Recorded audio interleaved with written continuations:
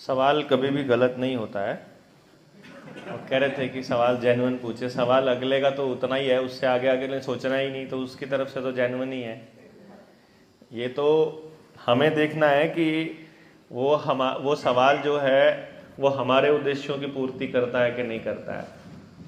हम यहाँ बैठे हैं तो हमारी कुछ जिम्मेदारियाँ हैं आपके प्रति कि आपके दिलो दिमाग में उठ रही शंकाओं को हम अपने स्तर पर समझ सकें और फिर हम बता सकें कि आप जिस एंगल से सोचते हैं उसमें और हमारी दृष्टिकोण में अंतर है या वो एक ही है।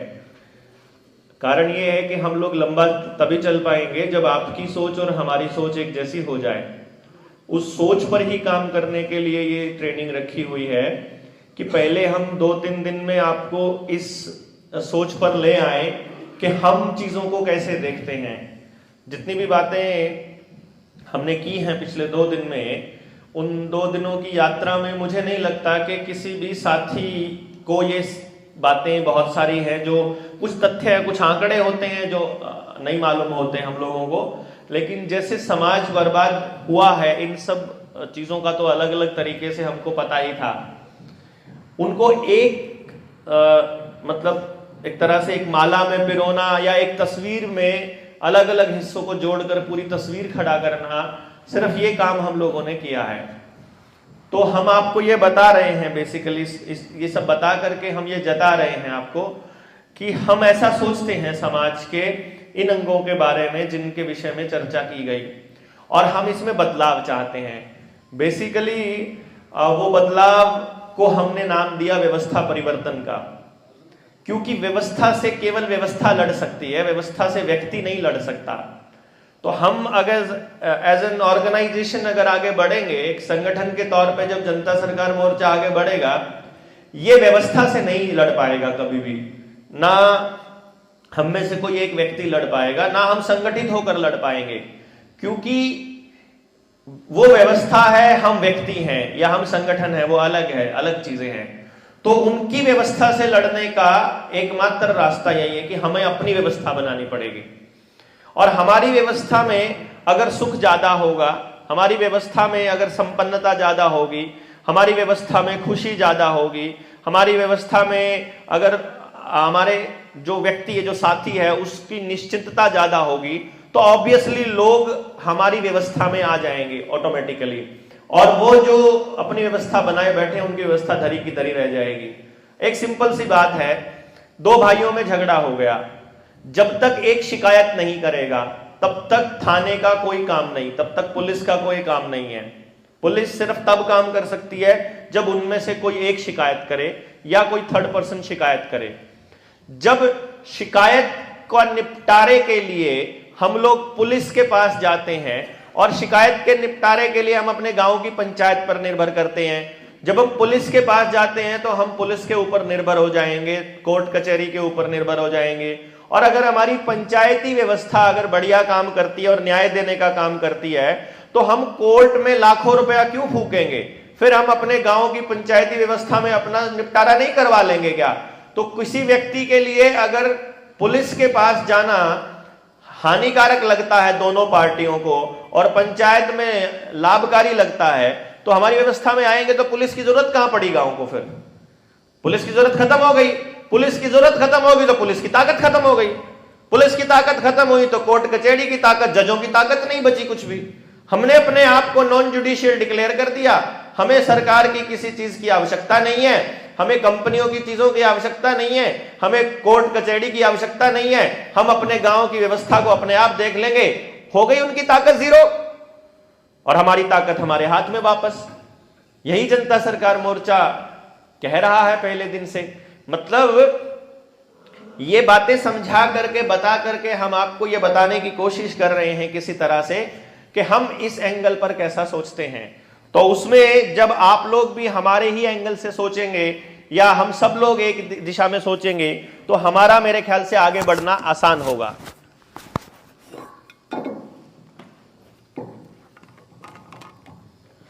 और जब हम लोग एक साथ आकर के इस मुहिम में एक दूसरे का हाथ बटाएंगे, तो लड़ाई मतलब कौन सी है कैसी है सबको समझ आ जाएगा, समझ आया बात खत्म, क्योंकि समझ ही समाधान है, सिंपल सा फंडा है, इसमें कोई फालतू कैलकुलेशन करने की जरूरत नहीं है।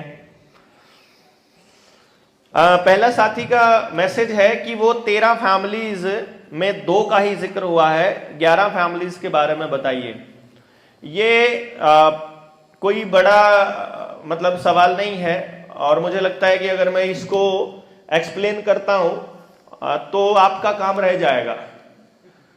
आप क्या करेंगे फिर, मतलब सारा काम हम ही करेंगे तो? अरे आपके पास इतने सारे सर्च इंजन है, मोबाइल हाथ में है, ढूंढिए 13 फैमिलीज कौन सी कंट्रोल करती हैं। आपको पता चलेगा रेनॉल्ड का पेन यूज करते हो, वो भी एक फैमिली है। आपको पता लगेगा जेपी मॉर्गन जो काम करता है वो भी एक फैमिली है, वॉलमार्ट जिसका है वो भी एक फैमिली है। फिर दून फैमिलीज का काम क्या है, फिर आप हमसे ये भी पूछोगे, फिर आप पूछोगे उनके मालिक कौन है, फिर आप ये भी पूछोगे, फिर कहोगे वो कैसे कंट्रोल करते हैं, वो भी पूछोगे। यही तो बीज डाला है आपके दिमाग के अंदर। तो आपको हमने ये बता दिया कि वो फैमिलीज है, आप लिखो जरा 13 फैमिलीज, सर्च कर लो एक बार सर्च इंजन पे, आपको सबकी डिटेल पता चल जाएंगी। वो तो हमने आपको सिर्फ एग्जाम्पल सैंपल के तौर पे बताया है कि आपको बता दिया। अब आपके दिमाग में अगर ये सवाल उठता है तो ढूंढिए उसको, ढूंढ करके और लिस्ट बनाइए, उसका नाम लिखिए, बताइए सबको कि भाई ये फैमिलीज है यार, हमको तो मालूम ही नहीं था पहले। कर सकते हैं ये काम, तो सबको आती है अपनी अपनी रीजनल लैंग्वेज, उसमें भेज दीजिए। अब अगला सवाल है कि स्कूल सिस्टम का गांव में विकल्प कैसे तैयार करें, और जेएसएम से जो लोग काम करना चाहते हैं उसका टैलेंट किस पे है पता चले तो अच्छा रहेगा। देखिए क्या होता है, हम जो काम कर रहे हैं इसमें टैलेंट क्या है, अगर ये आपको पता करना है तो इसके लिए मेरी एक एजुकेशन की ट्रेनिंग है जो पहले हम स्कूलों में दिया करते थे। प्राइवेट स्कूल्स में वो पेड ट्रेनिंग होती थी। वो ट्रेनिंग मैंने फिर कुछ वक्त पहले जब हमने निडर इंडिया चैनल बनाया और जनता सरकार मोर्चा बना, जब हमने ये तय कर लिया कि अब हम उस बिजनेस में वापस नहीं जाएंगे, तो फिर हमने उसको ओपन कर दिया पब्लिक के लिए कि फिर हम इस नॉलेज का करेंगे क्या।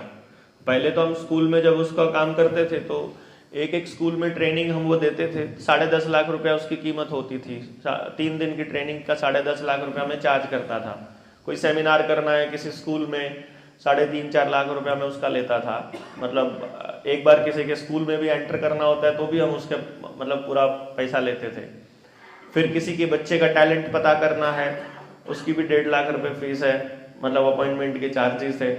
तो वो सब फिर हमने इसको इस तरह से कर दिया कि जरूरत तो हर आदमी को है इसकी, इस नॉलेज की, इस टैलेंट की जरूरत। आप में से कौन है जो नहीं चाहता कि आपके बच्चे का टैलेंट बचपन से ही पता चल जाए? आप में से कौन है जो नहीं चाहता कि मेरे बारे में भी मुझे मालूम पड़ जाए कि मेरा में कौन सा असली टैलेंट है? आप सब चाहते हैं इस बात को। तो फिर मेरे पास तो समय की बहुत बड़ी शॉर्टेज रहने वाली है, ये मुझे पहले से मालूम पड़ गया था। उसका कारण ये है कि मैं तो कर ही नहीं पाऊंगा, क्योंकि एक बच्चे पर मैं तो किसी भी एक बच्चे पर 4, 5, 6, 7 घंटे बोल सकता हूं। तो एक बच्चे को मैं ज्यादा से ज्यादा पूरे दिन में 2 बच्चों को हैंडल कर सकता हूं, और हमारे यहां तो रोज एक न्यूजीलैंड पैदा होता है, ठीक है ना? मतलब एक न्यूजीलैंड की पॉपुलेशन पैदा होती है, तो हम जो कर पाएंगे एज अ टीम उससे ज्यादा बच्चे रोज पैदा होते हैं। तो हम इतने बच्चों को रोज निपटाएंगे तो भी हम पूरे देश को निपटा नहीं पाएंगे इस तरीके से। तो इसका एक तरीका हमने निकाला कि आप लोग वो ट्रेनिंग ले लीजिए, आप लोग उस पूरे मसले को समझ लीजिए। तो जो बेसिक ट्रेनिंग है वो मैंने अपने निडर इंडिया वाला जो चैनल है उसके ऊपर डाला हुआ है। आप निडर इंडिया चैनल के ऊपर क्लिक करेंगे तो वहां वो जो ऑप्शंस आते हैं उनमें एक प्ले लिस्ट एक ऑप्शन आता है। उस प्ले लिस्ट में सबसे नीचे वाली प्ले लिस्ट है, वो प्ले लिस्ट आपको सुननी है। सुन के साथ साथ आपको नोट्स बनाने हैं।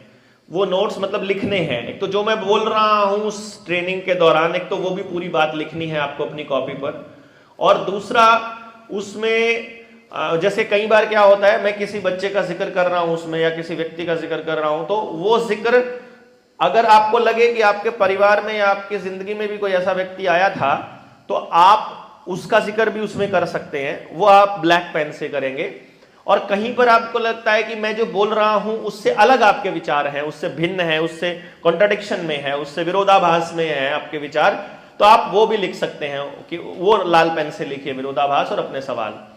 वो सब लिखने के बाद में आप उसके नोट्स बनाएंगे। हर एक पेज के ऊपर आप अपना नाम और मेरा नाम, कि एज अ ट्रेनर मेरा नाम हो गया, ट्रेनिंग के तौर पे आपका हो गया, पेज नंबर और ट्रेनिंग का कौन सा पार्ट के वो नोट्स हैं वो लिखिए, और वो सारे के सारे आप मेरी ईमेल आईडी पर भेज देंगे। मेरी ईमेल आईडी है dkbalhara@gmail.com। तो आप जब इस वीडियो को दोबारा सुनेंगे मेरे चैनल पर लीडर इंडिया पर, तो भी आप नोट कर सकते हैं ये चीज़ें, और अदरवाइज आप अभी भी नोट कर सकते हैं। तो उस चैनल पर भेजिए। फिर उसके बाद में हम एक फाइनल ट्रेनिंग ऑर्गेनाइज करेंगे, आपको बच्चों का टैलेंट रिकॉग्नाइज करने की पूरी प्रोसेस समझाएंगे। तो आप अपने गाँव में उस पर, इसमें एक सवाल ये भी है कि स्कूल सिस्टम गाँव में कैसे चालू करें। तब तक आप अपने गाँव को तैयार करना शुरू कीजिए, गाँव के लोगों से बात करना शुरू कीजिए। गाँव के लोगों को इस बात की जरूरत महसूस होगी, उनको बताइए कि हमारे पास एक ऐसी विद्या है जिसकी मदद से हम अपने गांव का एजुकेशन सिस्टम, अपनी शिक्षा प्रणाली ऐसी बना सकते हैं कि गांव का एक भी बच्चा बेरोजगार नहीं रहेगा। अगर गांव के हर बच्चे को रोजगार देने वाली शिक्षा मिलती हो तो कौन इस अंग्रेजी सिस्टम में घुसना चाहेगा भैया? आप बताइए। हो गई उनकी व्यवस्था ध्वस्त अपने आप ही ना। मतलब हमारे को गांव में अपनी शिक्षा मिल गई कि झारखंड के इस गांव में, ये गांव शहर के नजदीक है तो इसके पास कितने सारे ऑप्शंस हैं, ये गांव शहर के इतनी दूर है, ये गांव के पास अपने नेचुरल रिसोर्सेज हैं, इस गांव के पास अपना मतलब कौन सी चीज ज्यादा है अबंडेंस में, और उसके हिसाब से 100% रोजगार देने वाला एजुकेशन सिस्टम हमने अपना तैयार कर लिया। फिर उसके बाद गांव को उसके लिए तैयार करना पहला काम है। वही बात मैं आपको फिर से बता रहा हूं, बदलाव के लिए पहले सोच में बदलाव होगा, और सोच में बदलाव करने के लिए आपको बहुत बोलना पड़ेगा, मतलब आपको लगातार बोलना पड़ेगा। आप सोचिए जैसे नर्सरी को पढ़ाने वाला जो बच्चा, जो टीचर होता है, मतलब प्राइमरी क्लासेस में पढ़ाने वाला जो टीचर है, उसका क्या होता है कि हर साल नए बच्चे आते हैं, हर साल वो A for Apple, B for बस, अनार, आम वही पढ़ाता रहता है। तो उसको वही करना, उसको तो वो, उसने तो अपनी जिंदगी में कब सीख लिए थे ना, लेकिन वो फिर सिखा रहा है। तो बेसिकली जब आप अपने गांव के लोगों को समझाने लगेंगे, जब भी कोई नया व्यक्ति आएगा आपको फिर वही बातें शुरू से लेकर आखिर तक बतानी पड़ेंगी। जैसे हम 3 दिन बोल रहे हैं तो हम तो ये बातें जानते हैं जो आपको बोल रहे हैं, यही हम पिछली ट्रेनिंग में बोले, यही हम उससे पहले वाले में 24वीं ट्रेनिंग अगर हमारी हो गई है, 24वीं है ना अपनी है, अब 24 ट्रेनिंग्स में हम लोग यही बोल रहे हैं। गांव में गांव जाते हैं, गांव में भी यही बोलते हैं। दूसरी तो हम लोग यही इसलिए बता रहे हैं क्योंकि हमें लगातार इतना बोलना पड़ेगा, तब जाकर के लोगों की सोच में थोड़ा बदलाव आना शुरू होगा। फिर वो आपके ऊपर हंसेंगे। ऐसे थोड़ी होता है, ये अंग्रेजी बिना काम नहीं चलेगा, कंप्यूटर बिना काम नहीं चलेगा, मोबाइल बिना काम नहीं चलेगा, बिजली बिना काम थोड़ी चलता है, ऐसे थोड़ी पागल की तरह कि वो आपको ऐसा बोलेंगे। मतलब फिर आप उसको अपने अमली जामा पहनाएंगे, कितना प्रैक्टिकली संभव है कितना नहीं है उसके ऊपर देखेंगे, और फिर धीरे धीरे लोगों को यकीन होने लगेगा जो आप बता रहे हैं। मान लीजिए वो आपको बात से पूरी तरह सहमत भी नहीं होते हैं, और आपने बता दिया है कि सरकार इस तरह से आपके अनाज को, पानी को, जीवन को इस तरह कंट्रोल करने का प्लान कर रही है। ये सब बताते बताते आपको वो झुठलाने की कोशिश करते हैं और आपकी बात को मानते नहीं है। यकीन मानिए, वो आपकी बात को माने या ना माने, आपने अगर उनके दिमाग में बीज डाल दिया है बात का तो उनको समझ में आएगा। यहां बीज अगर कोई डल जाए और वो आज नहीं उग रहा है, इसका यह मतलब नहीं है वो कभी नहीं उगेगा। जिस दिन उस बीज के उगने के लिए संभावित जो उसके लिए आवश्यक जितनी भी परिस्थितियां हैं, जिस दिन वो परिस्थितियां बनेंगी, वो बीज अपने आप, मतलब पत्थर को भी तोड़ करके निकलेगा बाहर। आप ये समझ लीजिए कि आपका किया हुआ वेस्ट नहीं जा रहा है, वो बीज अंदर उसके दिमाग में पड़ा है। जब भी वो इस हालात को देखेगा, वो इस नजर से देखना शुरू कर देगा, और एक दिन बदलाव जिस दिन शुरू होगा उस दिन वो आपके साथ आएगा। तब तक आपको सब्र रखना है कि नहीं मालूम कितने दिन लगेंगे इसको व्यवस्था को बदलने में, बनने में, या जो आप बात कह रहे हो इसको सच इसका होने में, तो उस तक सब्र आपको रखना है। तब तक आप अपनी ट्रेनिंग कीजिए, अपने आप को बदलिए, अपने बच्चों को बदलिए, अपने परिवार को, और फिर देखिए कि धीरे धीरे बदलाव अपने आप पूरे गांव में। क्योंकि अच्छी चीज का जो प्रचार प्रसार है ना, वो बहुत स्लो होता है, बुरी चीज का बहुत जल्दी होता है। तो आप आप जिस काम पे लगे हैं ये सबसे बेहतर काम है समाज के लिए, तो इसका जब आप चलोगे तो विरोध बहुत होगा। क्योंकि जैसे ही वो कोई व्यक्ति आपको मानेगा ना, आप सोचिए आपने सरकार को, मोतीलाल को आपने अपना आराध्य मान लिया। मान लो आप में से कोई ऐसा व्यक्ति हो जो मोतीलाल को पूजा करता हो, वो तो घर में मंदिर बनाने की सोच रहा था, आपने उसको अडानी का पालतू कुत्ता बोल दिया, गड़बड़ हो गई। अब तो अब वो कैसे मान लेगा पहले दिन में कि देवेंद्र जो बोल रहा है वो कितना सच है? क्योंकि उसने तो पिछले 10 साल से मैं इसकी पूजा कर रहा हूं, इस आदमी की, सारे गांवों को मैंने ऐसी करके रखी हुई है, सबको गालियां देता हूं मैं उसके नाम पर, सबको कहता हूं कि तुम लोग देशद्रोही हो क्योंकि तुम मोतीलाल का विरोध करते हो। तो अब वो व्यक्ति इतनी आसानी से, अगर उसने मान लिया कि मैं सच हूं और वो झूठ था, तो वो ये सोचेगा 10 साल से मेरा बेवकूफ बनाया रहा था इसका मतलब तो ये पॉलिटिकल पार्टियां, और वो ऐसे चुपचाप आसानी से इतनी जल्दी एक्सेप्ट थोड़ी करता है कोई कि मैं बेवकूफ हूं या मेरे को बना दिया गया। तो उसको समझने में थोड़ा वक्त लगेगा और वो समय आने पर आ जाएगा, लेकिन ये पक्का है कि उसके दिमाग में वो बीज डल चुका है कि अब वो व्यवस्था परिवर्तन के लिए ऑलरेडी तैयार है। सो मानने में उनको वक्त लगेगा, गांव वाले जान जाएंगे, आपकी बात को समझ जाएंगे, लेकिन वो मानेंगे तब जब उनको संख्या बढ़ती हुई नजर आएगी, जब उनको ये लगेगा कि इस तरह की बात करने वाला अब ये अकेला नहीं रहा, अब तो सोशल मीडिया पर भी खूब लोग बोलते हैं, अब तो और लोग भी बोलने लगे हैं, दूसरे गांव में भी चर्चा होने लगी, तीसरे में भी होने लगी, वहां भी लोग ऐसा करने लगे, वहां भी, तब उसकी हिम्मत बढ़ेगी, तब वो अपने आप आके कहेगा कि तुम ठीक कहते थे भैया, हमें अब व्यवस्था परिवर्तन पे बात करनी ही होगी, अब हमें व्यवस्था परिवर्तन करना ही होगा, तब चले गए। अगला क्वेश्चन है कि गांव में सिस्टम किस प्रकार से लड़ा जाए, ये मैंने मेरे ख्याल से जवाब दे दिया इसका। अभी आया कि बैंकिंग व्यवस्था, सरकारी पुलिसिया तंत्र, शिक्षा तंत्र, चिकित्सा व्यवस्था से किस प्रकार निकला जाए और किस प्रकार अपनी व्यवस्था बनाई जाए, मेरे ख्याल इसका भी जवाब मैंने दे दिया है ना।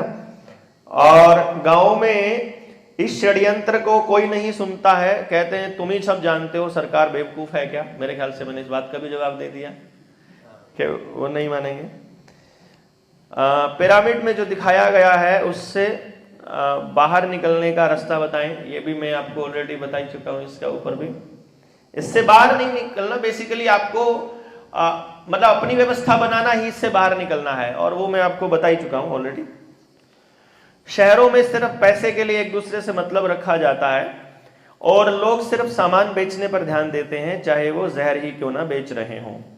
ऐसे में जब हम किसी को ये सब बातें बताएंगे तो लगता है कि मेरी दुकानदारी खराब कर देगा और लोग मुंह मोड़ लेंगे। इसका क्या समाधान है? जैसे टॉफी को खराब बताएंगे तो किराना वाले नाराज होंगे। इस पे हमने एक प्रैक्टिकल करके देखा था बेसिकली, और इसको आपको समझना पड़ेगा दोनों तरह से। हमारी टीम में कई लोग ऐसे हैं जो पेस्टिसाइड ही बेचते हैं, मतलब वो जहर ही बेचते हैं। वो हमारी मतलब आए तो थे वो बेचारे अपने लोन को लेकर के, मुद्दे को लेकर के, उन्होंने समझ लिया पूरा षड्यंत्र। उनमें से एक साथी मेरे पास आकर के बोला कि डॉक्टर साहब मैं ये जहर बेचने का काम करता हूं, मैं इससे बाहर कैसे निकलूं? मुझे समझ आ गया कि मैं गलत काम कर रहा हूं। अब मुझे ये बताइए, मेरी तो रोजी रोटी इससे चलती है, मेरा तो घर इससे चलता है, और मैं गांव वालों को समझाता भी हूं, अधल में भी समझाता हूं कि कम डाला करो, आपकी जमीन कम खराब होगी। तो मैं क्या करूं? मतलब अब मेरे लिए आप रास्ता बताइए। तो मैंने कहा देखो, अगर आप इतने सालों से सेल कर रहे हो तो मुझे नहीं लगता कि आपके लिए सेल करना कुछ भी मुश्किल है। फिर आप अगर ये जहर बेच सकते हो तो फिर आप अच्छी चीजें तो बेच ही सकते हो, सीधी सी बात है। हर चीज का अल्टरनेट होता है। मतलब जैसे आपको सिर में दर्द हो गया, अब आपको सिर का दर्द जो है एक पर्टिकुलर दवाई खा करके आराम हो जाएगा, आपको दर्द का एहसास नहीं होगा। एक तो तरीका ये है। दूसरा तरीका ये है कि आप ढूंढिए सिर में दर्द क्यों हुआ, आपको कारण ढूंढने की कोशिश कीजिए। आमतौर पे सिर में दर्द होने के 2-4 ही कारण होते हैं, ज्यादा नहीं होते। उसमें पहला कारण होता है अगर आप बाइक पर ठंडी हवा में चले हो तब आपको सिर में दर्द हो जाएगा, अचानक सीधी हवा लगी हो, मतलब गर्म से निकले हो। दूसरा कारण यह भी हो सकता है कि आप सुबह से खाली पेट हो और अंदर जो है गैस बन गई है तो भी दोपहर तक आते आते आपको सिर में दर्द होने के चांसेस बनेंगे। भूख के मारे भी सिर में दर्द हो जाता है बहुत बार। कुछ उल्टा सीधा खाने से पेट में कुछ गड़बड़ हो गई है, फूड पॉइजनिंग हो गई है और उसकी गैस सिर तक पहुंच गई तो भी हो जाता है। सिर्फ कारण ढूंढिए। अगर आपको लगे कि आप भूख की वजह से हैं तो मतलब क्या इसका इलाज है, खा लो मतलब हो गया इलाज। मतलब आपको कारण पता चल गया, उसी टाइम आपका दिमाग काम कर गया, कारण पता चल गया तो आप उसका अल्टरनेट ढूंढ सकते हो। पेस्टिसाइड का, यूरिया डीएपी का भी अल्टरनेट अवेलेबल है और वो हमारे वैदिक परंपरा में भी अवेलेबल है और हमारे पास उसका इलाज भी है। खेती पर काम करने वाले लोगों को उनका एक एक चीज का अल्टरनेट पता है कि कौन सी दवाई, कौन से इसकी बजाय और मतलब रासायनिक की बजाय आप प्राकृतिक तरीके से कैसे दवाई बना सकते हो ये भी मालूम है। तो आप उनको दोनों अल्टरनेट बता सकते हो कि अगर आपको नाइट्रोजन फास्फोरस वाला, अगर आपको डीएपी और यूरिया चाहिए तो एक रास्ता ये है और दूसरा रास्ता ये है कि आप अपने खेत में हरा चारा और वो मतलब उसमें तिल वो सब बो करके और उसके बाद वो उगा करके 2-3 महीने का वो उसी के अंदर वापस जोत दो, तो उतनी नाइट्रोजन आपको, इतने कट्टे नाइट्रोजन आपको वहां से मिल जाएगी। यानी ये जो खाद है इसका अल्टरनेट वो है। तो कौन आदमी है जो घर में बिना खर्चे, अगर उसका काम चल रहा है तो वो घर पैसे दे करके खर्च करेगा। फिर जब आप बेच रहे हो, बेचने का एक ट्रेंड रहता है कि अभी नई कंपनियों ने, नए जो मॉल हैं उन मॉल वालों ने मल्टीपल चीजें बेचना शुरू किया। मतलब वो सिर्फ कपड़े नहीं बेच रहे हैं, वो उसी जगह पर खाने का सामान भी बेच रहे हैं, उसी जगह पर दूसरा सामान, मतलब इवन यहां तक कि स्पोर्ट्स का भी कुछ रख लेते हैं। और आजकल तो किराने वाली दुकान बड़े बड़े शहरों के अंदर दारू तक रख लेते हैं, बियर की बोतल भी रख रहे हैं। मतलब जिसको जो चाहिए ले जाओ। मतलब मॉल में यही होता है, सब कुछ रखा हुआ है मॉल के अंदर। तो आपको लेने गए थे एक सामान, लेकर आओगे 4 सामान। तो जो आप सिर्फ पेस्टिसाइड बेच रहे हो, आप अगर इसी खेती से जुड़े हुए मल्टीपल चीजों को रखना शुरू करोगे तो आपका जो पेस्टिसाइड से कम होगा बिजनेस, आपका वहां से बढ़ना शुरू कर देगा। जब हमने उनको समझाया तो उनको बात समझ में आई कि यार ये प्रैक्टिकली ठीक बात आप कह रहे हैं। दूसरा, हमने गांव में किया ट्राई, जो कि पैकेट वाला जो खाना होता है वो कितना खतरनाक होता है। मैंने कुछ नहीं किया, गांव के एक दुकानदार को, मतलब 2-3 दुकानदार थे जो अपना किराने की दुकान चला रहे थे, उनको बुलाया, कुछ गांव के लोगों को बुलाया। वहां बैठ करके मैंने ये जो ब्रेड का पैकेट है, बिस्किट का पैकेट है, आपके जितने नमकीन के पैकेट हैं, ये नमकीन के पैकेट में खाली पैकेट को लेकर के वहां पहुंच गए कि आप जो सामान बेच रहे हो इसको एक बार दिखाओ जरा। वो सामान देखो, उसके पीछे सामान के, हर सामान के पीछे लिखा होता है कि इस सामान में क्या क्या अवेलेबल है। मतलब जो नमकीन का पैकेट है मान लो, उसमें यह लिखा होगा कौन से तेल इस्तेमाल हो रखे हैं, उसमें यह लिखा होगा कौन सा आइटम है जो प्रिजर्वेटिव का काम करता है, आर्टिकल का उसका नंबर में लिखा होता है कि इसमें 311 है, 405 है, 1014 है, कौन सा है। और वो इस तरह से करते करते उसमें सारे इंग्रेडिएंट लिखे होते हैं। किसी भी बिस्किट में आप देखिए, कोई भी बिस्किट है, यहां तक कि जो कोकोनट के बिस्किट आते हैं या जो ये आलमंड वाले आते हैं, बादाम और उस पिस्ता लिखा होता है उनके ऊपर ना, लिखे होता है ना, एक कंपनी का आता है, आप उनका एक बार इंग्रेडिएंट तो चेक करिए, आपको पता चलेगा। जो बादाम वाला पैकेट है ना, जिसमें बादाम का बिस्किट है, ये लिखा होता है बाहर कि कैशू बिस्किट है, उसके अंदर काजू वाला भी आता है उसमें, उसके अंदर जो कैशू की जो अमाउंट होती है, काजू की जो अमाउंट है, वो मालूम है कितने % होती है? कितनी होगी, अंदाजा लगाइए। काजू, वो कह रहा है कि 100 ग्राम बिस्किट में, वो काजू का बिस्किट है, वो बेच रहे हैं, ये काजू का बिस्किट है। 100 ग्राम काजू, 100 ग्राम बिस्किट में कितने काजू, कितने % बिस्किट होना, काजू होना चाहिए? अगर काजू का बिस्कुट कह के बेच रहे हैं, कितना होना चाहिए? ये 90 बोल रहे हैं, वो 100 बोल रहे हैं। 100 तो काजू ही हो गया। 50%, 10%। उसमें जब आप इंग्रेडिएंट में देखते हो तो काजू मिलता है 0.04%। उसमें लिखा हुआ है, मतलब मैं नहीं कह रहा हूं, ढूंढिएगा आप जाकर के। और उसमें मैदा है 99%। 90% से ऊपर उसमें मैदा है। आटे के बिस्किट में मैदा है, ठीक है। बाकी बचा तेल उसके अंदर। तेल उसमें यूज होता है ज्यादा से ज्यादा, मतलब टॉप क्लास की जो नमकीन होती है, टॉप क्लास वाली की बात कर रहा हूं मैं, तो टॉप क्लास वाली नमकीन में, बाकी में तो कचरा ही होता है, टॉप क्लास वाली जो नमकीन है उसमें वो कॉटन सीड ऑयल यूज करते हैं। कॉटन सीड ऑयल होता है बिनोले का तेल, जो कपास में निकलता है बिनोला, उसका तेल बनता है। अब यहां तक सबको मालूम है कि उसमें बिनोले का तेल है, कपास का, उसमें कॉटन सीड ऑयल है, लेकिन यह किसी को नहीं पता। अच्छा हां, यह भी मालूम है, दूसरा फैक्टर एक और यह भी नहीं मालूम है किसी को कि हमारे देश में 99.9%, मतलब ये मैं इसलिए बोल रहा हूं 0.1% कहीं छुपा पड़ा कोई ऐसा कोहिनूर किसान होगा जिसके पास अपना असली बीज हो कपास का।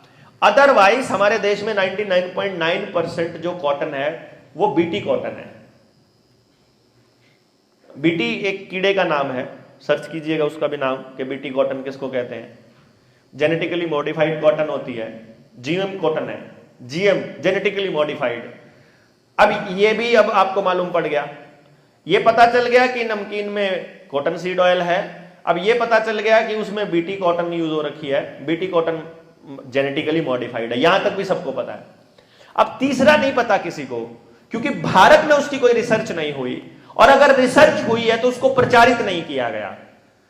विदेश में अगर रिसर्च हुई है, उस रिसर्च को अखबारों का एक कटिंग तक सीमित रख दिया गया, उसमें भी सिर्फ एलिट लोग पढ़ेंगे, अंग्रेजी वाले अखबार में आएगा, हिंदी वाले में नहीं आएगा।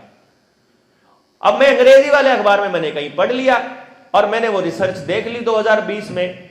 ब्राजील की सरकार ने 10 साल रिसर्च करके, 15 साल रिसर्च करके जेनेटिकली मॉडिफाइड आइटम्स के ऊपर रिसर्च किया, और उन्होंने पाया कि जो जानवर या जो इंसान जेनेटिकली मॉडिफाइड आइटम खाते हैं, यानी जो अभी बीटी कॉटन है ये जेनेटिकली मॉडिफाइड है, जो सुंदर सा टमाटर होता है लाल वाला बढ़िया सा, वो भी जेनेटिकली मॉडिफाइड है। जो अच्छा खीरा होता है, सुंदर सा खीरा दिखता है, हरा हरा बिल्कुल एकदम एक जैसी शेप होती है, वो भी जेनेटिकली मॉडिफाइड है।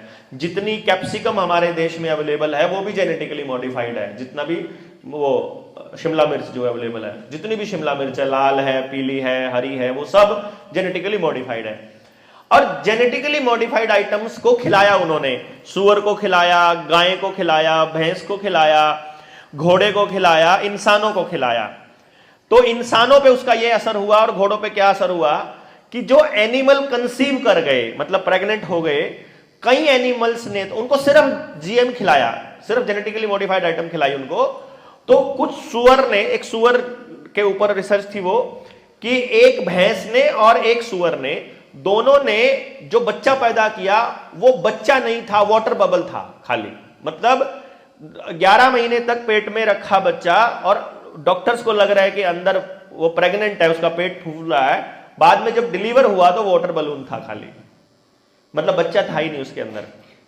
यहीं पर उन्होंने देखा कि कुछ जनरेशन्स ऐसी हुई, जैसे कम समय के लिए जो एनिमल होते हैं जिनका कम पीरियड रहता है, वो कंसीव ही नहीं हुआ, मतलब प्रेग्नेंट ही नहीं हुए, नए दूध ही नहीं हुआ अगला जानवर। और इंसानों में यह फर्क हुआ कि अगली जनरेशन नपुंसक और बांझ पैदा हुई। तो जो जेनेटिकली मॉडिफाइड आइटम खा रहे हैं उनकी अगली संतानें नपुंसक और बांझ हो रही हैं। अब आप सिर्फ ये बता दो, ये सारी सच्चाई आपके सामने रख दी, गांव के जो उस दुकानदार के पड़ोसी खाने वाले जो बच्चे हैं उनके माँ बाप भी बैठे हैं वहां पर, और वो दुकानदार भी बैठा है। कौन दुकानदार ले आएगा भाई वो सामान खाने का? भाई जो चीज आपकी पूरी जनरेशन को खत्म कर रही है, इतने आईवीएफ सेंटर बढ़ रहे हैं, 70% यूथ में नपुंसकता और बांझपन आ गई है, तो क्या वो दुकानदार उसके बाद भी बेच लेगा? हमने उस दुकानदार के सामने पेशकश की, वो दुकानदार कहने लगा मैं क्या करूं, मैं तो ये तो खाते हैं तो हमें लाना पड़ता है, ये ना खाएंगे तो हम नहीं लाएंगे। जो चीज नहीं बिकेगी उसको दुकानदार कितनी बार ले आएगा भाई, है? और आपने बिस्किट ही खिलाना है अपने बच्चे को, आटा, दूध और घी लेकर के अपना बनाने का बेकरी नहीं चालू कर सकते क्या हम गांव में अपनी? नहीं कर सकते क्या? हमको तेल चाहिए, बाजार से तेल लाने की बजाय, कंपनियों का रिफाइंड ऑयल लाने की बजाय हम कच्ची घानी अपने गांव में नहीं चालू कर सकते क्या? हो गया, अल्टरनेट मिलना चाहिए ना उनको। तो कच्ची घानी चालू हो गई अपने गांव के अंदर, वो बन के बात। आप वो नमकीन अपने गांव में नहीं बना सकते क्या? जो कंपनी बना सकती है वो हम अपने गांव में नहीं बना सकते क्या, अगर हमारे बच्चों को खाने का इतना तगड़ा शौक है तो?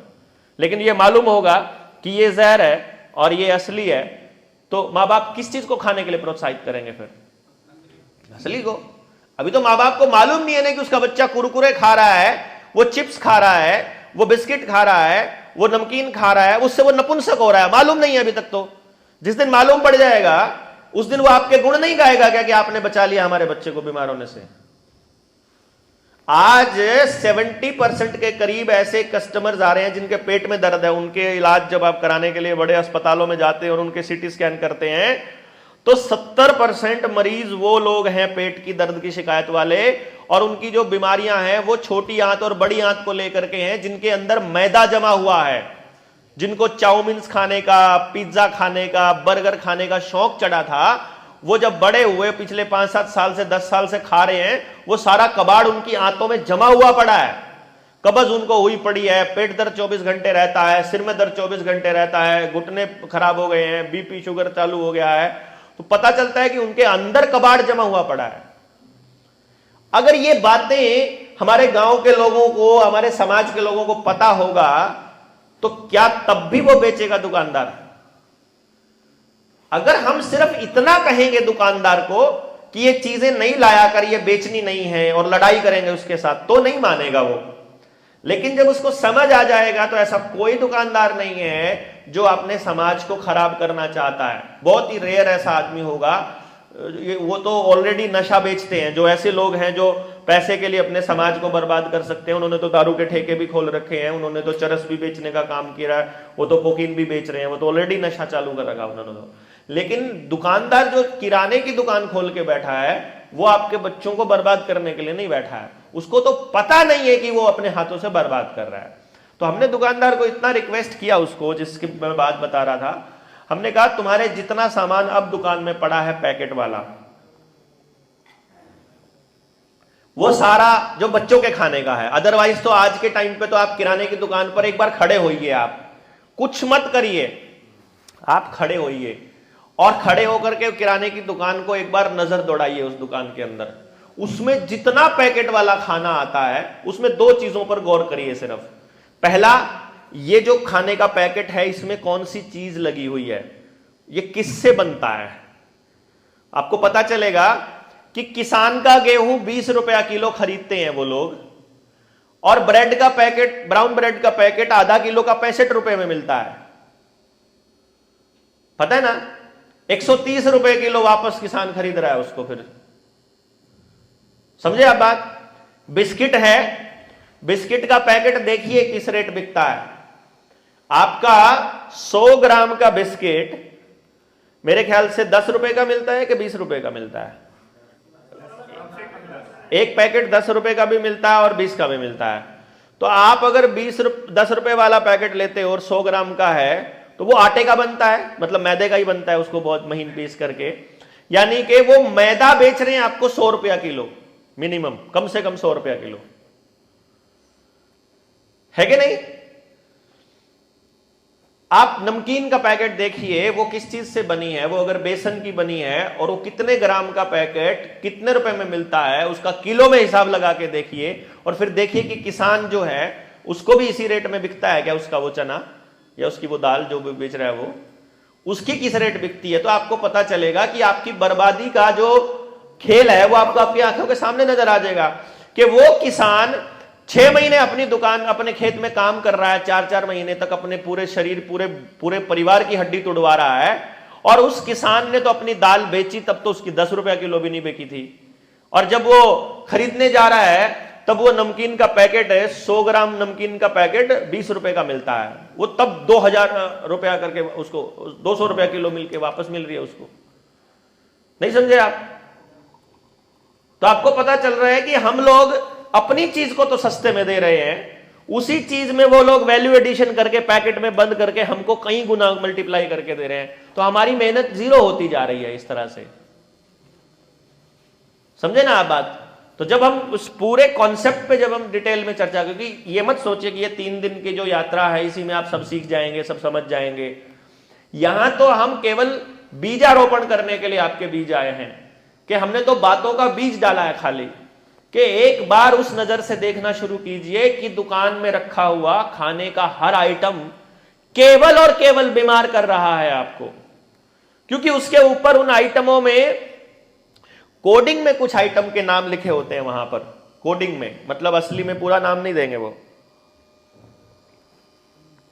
सर्च इंजन पे जाइए, उस आर्टिकल का नंबर लिखिए कि ये आइटम है, इस आइटम का साइड इफेक्ट बताओ क्या है, इस आइटम का नाम बताओ पहले क्या है, वो नाम बताएंगे आपको कि ये आइटम इसलिए डाली जाती है, ये आइटम क्यों डाली जाती है, सर्च करिए, पता लगेगा कि ये इसमें प्रिजर्वेटिव का काम करती है, ये इसमें हार्डन करती है। कुछ चीजें ऐसी होती हैं, जैसे 521 आर्टिकल है एक, अब कहां सुना आपने, लेकिन 521 प्रोडक्ट, तो आप आर्टिकल 520 क्यों डाला जाता है, केमिकल 521 क्यों डाला जाता है, तो पता चलेगा कि खाने की चीजों के अंदर बिस्किट वगैरह में आर्टिकल 521 या जो मटेरियल है 521 वो इसलिए डाला जाता है कि वो अंदर जाके पेट में चीजों को हार्डन कर देता है, यानी कि वो हार्ड कर देता है, यानी सख्त कर देता है, और आपका जो डाइजेशन सिस्टम है वो उसको तोड़ नहीं पाता है। अभी उसमें लिखा हुआ है, ठीक है। जैसे सरकार ने सुप्रीम कोर्ट में हल्फनामा देकर कहा कि जब एक केस में एडवोकेट नीलेश ओझा ने जब मुंबई हाई कोर्ट के अंदर रिट डाली, पिटीशन डाली कि भाई हमारे क्लाइंट को इनकी इस इंजेक्शन ने मार दिया और इसके लिए बिल गेट्स के ऊपर और आदर पूनावाला के ऊपर केस किया जाए और भारत सरकार के ऊपर भी, और क्योंकि नरेंद्र मोदी ने इसका प्रचार किया था तो इसको भी पार्टी बनाया जाए। तो भारत सरकार के एडिशनल चीफ सेक्रेटरी ने, वीणा की पता नहीं क्या नाम था उसका, लेडी का IAS अफसर थी, उसने हल्फनामा दिया, उसकी तरफ से PMO ने हल्फनामा दिया, और अपने हल्फनामे में उन्होंने कहा कि हमने किसी को भी वैक्सीन लगाने के लिए फोर्स नहीं किया। उसमें लिखा हुआ है कोई लीगल फोर्स नहीं था और सबको मालूम था इसके साइड इफेक्ट्स के बारे में, क्योंकि साइड इफेक्ट्स हर कंपनी ने अपनी वेबसाइट के ऊपर पब्लिक डोमेन में डाले हुए हैं। इसीलिए हम ये मान के चलते हैं कि जनता पढ़ी लिखी है, उसको वेबसाइट पर जाकर उसने सारे साइड इफेक्ट देख लिए थे और उसने खुद लगवाए, सब कुछ पता होते हुए। जिनको नुकसान हुआ उसके लिए हमारी सहानुभूति है, परंतु हम जिम्मेदार नहीं है। ये हल्फनामे में लिखा। बड़ा मजा आया देख करके हमको कि देखो कैसे भागा हरामखोर। अभी तो बोर्ड उसी दिन, अगले ही दिन बोर्ड के ऊपर वो सारे बोर्ड दोबारा नहीं बने, वो जो लिखा हुआ था उसके अंदर, इसके अंदर मोदी जी ने फ्री वैक्सीन दी उसके लिए धन्यवाद, अगली बार नहीं बना कोई बोर्ड वाला, क्योंकि उधर कोर्ट में चला गया ना हल्फनामा। उसके बाद औकात नहीं थी उसकी कुछ भी लिखने की। अब ये जानकारी के बिना मरे ना गांव वाले, सिर्फ जानकारी नहीं थी बस। और ये जानकारी आपको मालूम पड़ने लग जाए और आपको वो रिसर्च करनी आ जाए तो मुझे लगता है हमारे कपाट खुलने शुरू करेंगे। किसी और वीडियो में मैं कोई और बात बताऊंगा, किसी और में कोई और बताऊंगा, क्योंकि सारी बातें एक बार भी ये भी नहीं पता होता मुझे, तो मैं कोई लिख के थोड़ी लाया हूं कि ये बताना है मुझे। और फिर ऐसा लगेगा, फिर तो बोरिंग हो जाएगा सुनने वाले के लिए भी, यार पिछली वीडियो में भी ऐसे ही बोला था, अगली में भी ऐसे ही बोला था, तो सब बोरिंग सेम ही बात बोलता है, तो रहने दो, सुनना नहीं इसको। क्या पता किस वीडियो में क्या काम की बात निकल जाए। तो हम लोग बोरिंग भी रखते हैं अपनी वीडियो को, इसलिए कि हम एडिटिंग नहीं करते, उसमें कुछ देखने वाली चीज ना हो, सिर्फ सुनते रहो। तो हम यही कहते हैं कि मोबाइल लगा करके चालू करके छोड़ दो, कुछ ना कुछ काम की बात सुन ही लोगे थोड़ी देर में। तो इस तरह से उस गांव के डॉक्टर, उसको बेचने वाले को, दुकानदार को, पेस्टिसाइड वाले को अगर आप समझाओगे और गांव के लोगों को भी समझाओगे और तरीके से समझाओगे, तो ऐसा कोई नहीं है जो अपने हाथों से अपने समाज को बर्बाद करना चाहता है। वो समझेंगे और नहीं भी समझेंगे, मेरा ये मानना है कि आपका काम बताने का है। अगला सुनता है नहीं सुनता है, वो मानता है कि नहीं मानता है, वो आपके बारे में क्या सोचता है, आपने तो उसकी दुकानदारी बंद करने के लिए नहीं कहा है ना। आपने तो इसलिए कहा है कि उसका बच्चा भी तो खा रहा है उसी की दुकान से सामान लेकर के, जो भी कैंडीज हैं, जो भी टॉफीज हैं, वो लेकर के उसका बच्चा भी तो खा रहा है। तो वो आपको ये मालूम है कि आप क्या हो, तो फिर आपको किसी को सर्टिफिकेट देने की जरूरत नहीं है, फिर किसी से सर्टिफिकेट लेने की जरूरत नहीं है। फिर सिर्फ सच्चाई पे फोकस करिए और फालतू चीजों को दिमाग से निकाल दीजिए। बाकी तो थोड़े दिन पहले 22 तारीख को तो प्राण प्रतिष्ठान हुआ है मूर्ति जी का, राम जी की मूर्ति का। उसमें सीता जी को भी अपनी पवित्रता सिद्ध करनी पड़ी थी। ठीक है, तो लोग तो भैया किसी को नहीं छोड़ते, लोग तो किसी पे भी कुछ भी आरोप लगा देते हैं, तो लगाते हैं, लगाने दीजिए, क्या फर्क पड़ता है। मेरे क्षेत्र में घुसपैठिए सबसे ज्यादा हैं और भ्रष्टाचारी भी, और हमारे लोग बेरोजगारी के मारे पलायन करने को मजबूर हैं। देखिए, घुसपैठिए कोई शब्द नहीं है, कोई घुसपैठिया नहीं होता है। सबसे पहली बात यह है कि कोई भी इस धरती का मालिक नहीं है।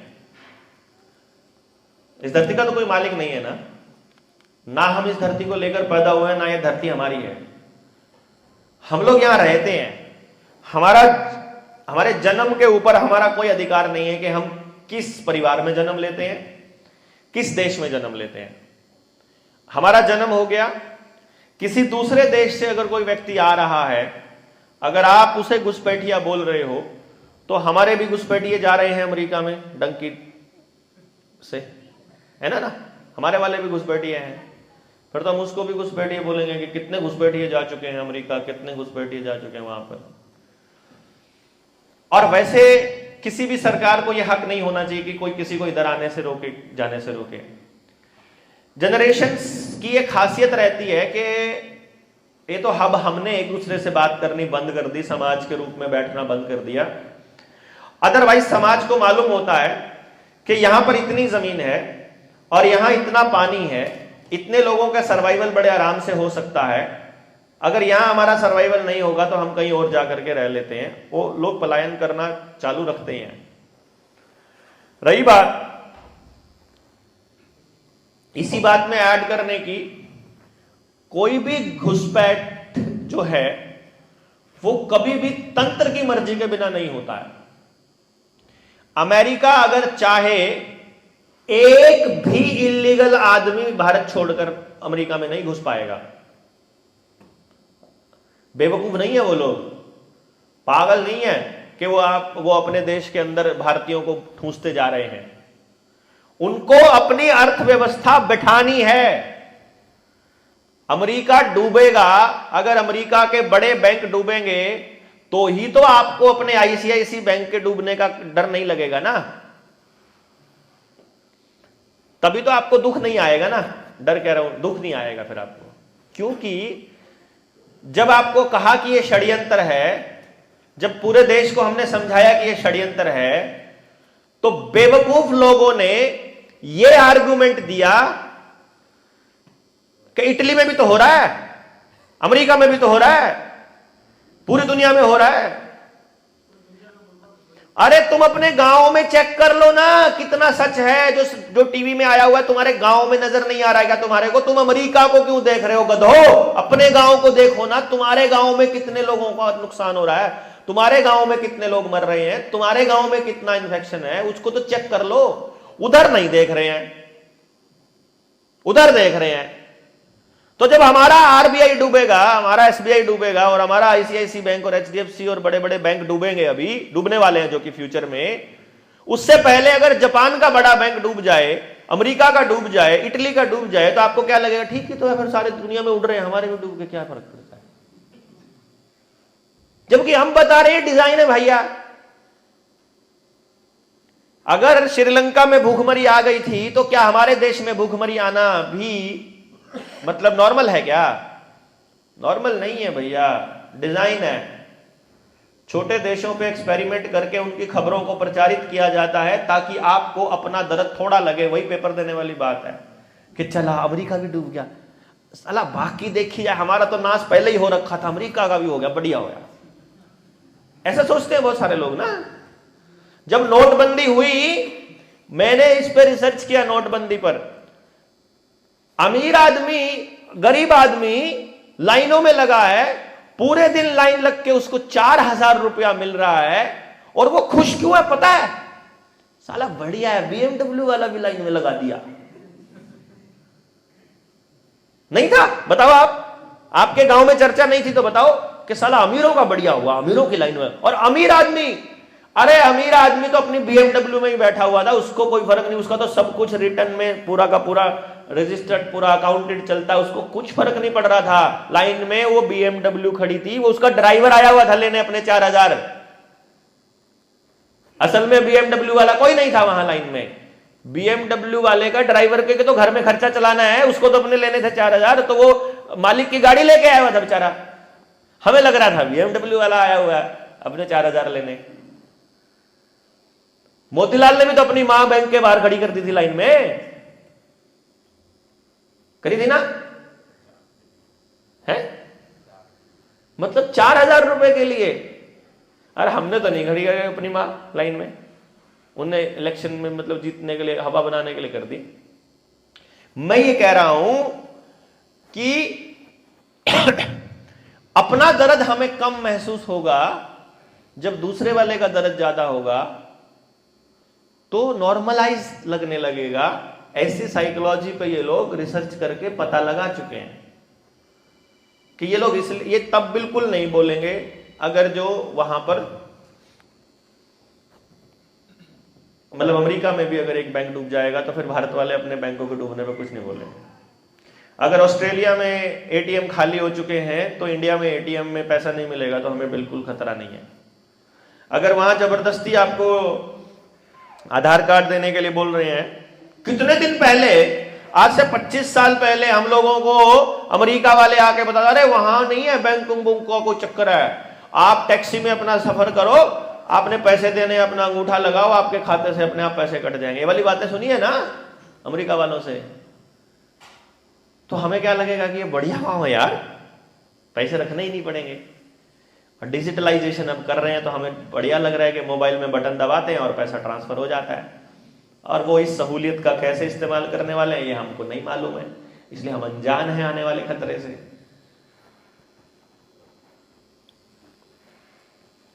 तो जो घुसपैठिए वाली बात है उस पर मैं आपको फिर से बता रहा हूं, चाहे किसी शहर में झुग्गी झोपड़ियां आना हो, मुंबई है, दिल्ली है, बड़े शहर हैं, जितने भी छोटे बड़े शहर हैं, हर शहर में झुग्गी झोपड़ियों का आना, वहां पर गरीबों को बसाना, वहां से पलायन किए हुए दूसरे प्रदेश के लोगों को बसाना, ये वोट बैंक के लिए बहुत ज़रूरी होता है। और ये वहाँ के लीडर्स ही करते हैं और वहाँ की राजनीति ही करती है, पॉलिटिक्स ही करती है, और ऊपर से डिज़ाइन बना होता है। ये ऐसा नहीं है कि केवल भारत में हो रहा है। भारत में अगर बांग्लादेश से कोई व्यक्ति आएगा तो भारत से कोई व्यक्ति दूसरे किसी देश में जाएगा, मतलब एक व्यक्ति, जितने व्यक्ति यहां आ जाएंगे उतने व्यक्ति यहां से दूर चले जाएंगे। इसका असली कारण है कि जो आदमी अपनी जड़ों को छोड़ देगा वो शरणार्थी हो जाएगा। आप इस देश के मालिक तब तक हो जब तक आप अपने गांवों में बैठे हो, जब तक आप अपने गांव में हो ना और अपनी पुश्तैनी जमीन पर बैठे हो, तब तक आपके ऊपर सरकार का कोई कानून लागू नहीं होता। स्पेशली सरकार का नहीं, अंग्रेजों का, क्योंकि जो ये आईपीसी है, जितने भी ये कानून बने हुए हैं सब अंग्रेजों के बनाए हुए हैं, हमारे नहीं है एक भी कानून। तो ये कानून तभी तक आपके ऊपर लागू होते हैं जब आपने अपना आधार कार्ड दिया हुआ है, आपने अपने बाकी के दस्तावेज देकर खुद को सरेंडर कर लिया है, जब आपने अपने गांव को छोड़ दिया है, अपनी परंपरा को छोड़ दिया है। और ये बात उनको मालूम है कि जितनी भी लीगल भाषा है वो सारी लीगलीज में लिखी गई है, जितनी भी कोर्ट की प्रोसीडिंग है वो अंग्रेजी में होती है, और अंग्रेजी भाषा जो है it's a language of spell, spelling की भाषा है। स्पेलिंग, स्पेल का मतलब होता है जादू टोना। तो अंग्रेजी जिसके घर में आई उसका घर तबाह समझो, ये उनको मालूम है। जिस देश ने अंग्रेजी को अपनाया वो तबाह हो गया, बिल्कुल बर्बाद हो गया, और ये उन सबको पता है। और ये आपके ऊपर भी लागू तब होगा जब आप अपनी घरों को छोड़ जाओगे। तो क्या होगा कि आपको लगेगा कि बांग्लादेशियों के आने से आपके यहां पलायन बढ़ गया है, तो आपके यहां बेरोजगारी बढ़ी है, तो आप अपनी बेरोजगारी को बढ़ाने के लिए जाओगे हरियाणा की तरफ में, मतलब कोई महाराष्ट्र चला जाएगा, कोई मतलब बड़े शहर चला जाएगा, कोई मतलब मुंबई जाएगा, कोई दिल्ली जाएगा, कोई नॉर्थ इंडिया में पंजाब हरियाणा चला जाएगा। फिर पंजाब हरियाणा वाले कोसेंगे फिर यहाँ वालों को कि इन बिहारियों ने हमारा रोजगार छीन लिया, तो फिर हम लोग फिर वहां से विदेश जाने की कोशिश करेंगे। मतलब हर कोई अपनी जड़ छोड़कर जा रहा है बेसिकली ना। भाई ऐसा कैसे हो सकता है कि बांग्लादेश वालों को हमारे यहां रोजगार मिल रहा है और हमारे वालों को नहीं मिल रहा है? ऐसा कैसे हो सकता है? नहीं, यहां वाला बिहार का आदमी हरियाणा में जाकर के रोजगार ढूंढ रहा है, लेकिन हरियाणा का आदमी कह रहा है हमारे लिए रोजगार नहीं है, हम बाहर जाएंगे। अजीब है ना, कॉमन सेंस का इस्तेमाल नहीं कर पा रहे। ये हमारे दिमाग में एक ऐवे ही छवि है बस खाली कि यहां रोजगार नहीं है, वहां रोजगार है। आप अमेरिका चले जाइए, आप जाइए अमेरिका, या अमेरिका में कोई रहता है उससे पूछिए, आपको पता चलेगा अमेरिका के लोग ये कहते हैं कि अमेरिका में रोजगार नहीं है। हमारे वालों को कैसे मिलता है यार? वहां पे जाकर के वो कैसे डॉलर्स कमा रहे हैं? उनके वालों को नहीं मिलता है, वहां पे रोजगार है नहीं, वहां बेरोजगारी भत्ता लेता है वहां का बच्चा। तो डिजाइन है ये, इसमें ना फंसिए, इस जाल में ना फंसिए। ये मतलब हिंदू मुसलमान, रोहिंग्या पोहिंग्या, पाकिस्तान इंग्लैंड, पाकिस्तान इंडिया, इस चक्कर में फंस गए तो फिर हमारी बातें समझ में नहीं आएंगी, ठीक है ना। अगर जात धर्म देश की बात करेंगे, देशों की लड़ाई की, ये हमारा काम नहीं है ना, हमारा काम नहीं है। ये सरकार का काम है कि पाकिस्तान के साथ वो कैसे रिश्ते रखती है। हमको तो सिर्फ इतना पता है, अगर युद्ध हुआ है तो उसमें हमारे आदमी नहीं मरने चाहिए। अगर युद्ध हुआ है तो सिविलियन को नुकसान नहीं होना चाहिए। अगर युद्ध हुआ है तो मेरे ऊपर इमरजेंसी नहीं लगेगी, सिंपल बात है। हमें सिर्फ इतना याद रखना चाहिए, अगर सरकारों को इमरजेंसी में कड़े निर्णय लेने का अधिकार हमने दे दिया तो इमरजेंसीज आती रहेंगी, ये बीमारियां आती रहेंगी ना। फिर अगर आपने लठ खाना नॉर्मल कर लिया और उनको अधिकार दे दिया कि तुम हमें लठ मार सकते हो, हमारे घरों में घुस सकते हो बीमारी के टाइम पे, तो बीमारियां लाते रहेंगे। उनको क्या लगता है? उनको टेलीविजन पे वो गेंद सी दिखानी है घूमती हुई कांटे वाली, आ गया एक और वायरस का वेरिएंट, अब की बार लाल पीला है, पिछली बार हरा था। इसलिए ये नहीं देना है, उनको अधिकार नहीं देना है। बेरोजगारी नाम की कोई चीज नहीं है भैया। असल में हमने अपने एजुकेशन सिस्टम को सौंप दिया है, इनको सौंप दिया अपना सब कुछ। तो ये लोग आपको सबको, अब सबके बच्चों को ए फॉर एप्पल पढ़ाएंगे यार, सबके बच्चों को ही, मतलब वो लोग वही कहानियां, वही पोयम, वही फिजिक्स, वही केमिस्ट्री, वही आर्ट, ज्योग्राफी पढ़ाएंगे जो उस बच्चे के काम आनी है, वो तो कभी पढ़ा ही नहीं रहे। आप अपने बच्चों को दूध दूना कहां सिखा रहे हो? आप कपड़ा बनाना कहां सिखा रहे हो? कच्ची घानी में तेल कैसे निकलता है ये कहां बता रहे हो? आप मतलब अपने काम की चीज कहां बता रहे हो उनको, है ना। हम दीवार चिनना नहीं बता रहे, हम अपने गद्दे बनाना नहीं सिखा रहे, हम अपने पारंपरिक चीजें भूल गए, हम घड़ा बनाना नहीं सिखा रहे, कोई चीज लोहे की काम करना नहीं सिखा रहे, बिजली का नहीं करना सिखा रहे। शहरों में तो ऐसे ऐसे आप मॉम्स बॉय देखोगे, मतलब मैं चंडीगढ़ में रहता हूँ, चंडीगढ़ के लोगों को तो आप देखोगे तो वो तो हो माय गॉड ये ट्यूबलाइट खराब हो गई, वो फोन करेंगे कस्टमर केयर पे, आप हमारे बिजली खराब हो गई, आप आएंगे क्या प्लीज? वो बोलेंगे सर्विस चार्जेस लगेगा हमारा 150 रुपया सर्विस चार्ज है। सर्विस चार्ज मतलब आने का है बस खाली, चाहे कुछ भी हो रखा हो चाहे ना रहा। Okay please come on. तो 150 रुपये में आएंगे, वो 150 रुपया उसका आने का चार्ज है, 100 रुपया वो बल्ब बदलने का लेता है, 250 रुपये लेकर निकलता है। वो बेचारे को बेंच पे चढ़ के बल्ब बदलना नहीं आता। ऐसे ये मॉम्स, ये शहरों का हाल है, मैं बता रहा हूँ, ये प्रैक्टिकल है। ये जो लोग काम करते हैं उनको मालूम है, कुछ नहीं आता है, कुछ भी नहीं आता है।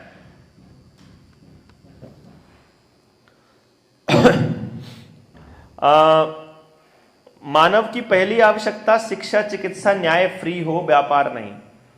हाँ, ये तो मैं आपको अपने जनता सरकार मोर्चा के उद्देश्य में बता रहा हूं आपको कि हमारे उद्देश्यों में हम बोलते रहते हैं हमेशा।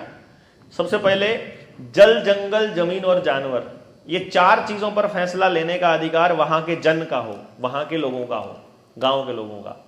वहां पर सरकार की दखलंदाजी जीरो होनी चाहिए। ये हमारी पहली डिमांड है, जो हमारा पहला उद्देश्य है। ऐसी व्यवस्था हो जिसके अंदर जल जंगल जमीन और जानवर का फैसला वहां का आदमी लेगा। दूसरी हमारी व्यवस्था है कि शिक्षा, स्वास्थ्य, न्याय, राजनीति और खेती, इन 5 चीजों में से पूंजीवाद, पूंजी और पैसा बाहर हो, इनमें पैसे का कोई रोल ही ना हो। ये हमारी 2 बड़ी मतलब उद्देश्य हैं। अगर कोई कहे मोटे तौर पर 2 लाइन में जनता सरकार मोर्चा को एक्सप्लेन करो, तो ऐसे एक्सप्लेन किया जा सकता है कि हम लोग ये लड़ाई लड़ रहे हैं, हम लोग ऐसा व्यवस्था चाहते हैं। वो व्यवस्था लाने के लिए हमें जो करना पड़ता है, जो करना पड़ेगा, आपको समझाने के लिए यहां आना पड़ रहा है। हमें नहीं मालूम ना कि झारखंड का आदमी पहले जागेगा कि छत्तीसगढ़ का पहले जागेगा कि हरियाणा का जागेगा या राजस्थान का जागेगा कि मध्य प्रदेश या हिमाचल। जो जाग जाए, हमें जो जिस गांव में चालू कर ले भैया, हमें क्या पता कौन चालू, हम कर सकते हैं अपने गांव में चालू। कैसे लागू? हाँ, मैं बता रहा हूं, ये व्यवस्था लागू होगी जब पूरा गांव इस बात को समझ चुका। जैसे अभी मैंने एक प्लान किया कि क्या मैं किसी गांव में इसको शुरू करूं तो कितना टाइम लगेगा मुझे पूरे गांव को समझाने में। पूरे गांव को बात समझाने में मुश्किल से 1 महीना लगता है, मुश्किल से 1 महीना। आप इस गली में जाइए, लोगों से बात करके आइए, फिर इस गली में जाइए, बात करके आइए, फिर अगली गली में जाइए। उन सबके दिमाग में सवाल हैं, वो सवाल ले आइए अपने पास, नोट कर लीजिए कि इन सबके ये सवाल हैं। फिर अगली गली में, फिर अगली गली में, पूरे गांव की हर गली को कवर करने में महीना लगेगा नहीं, 2 बार कवर कर सकते हो आप।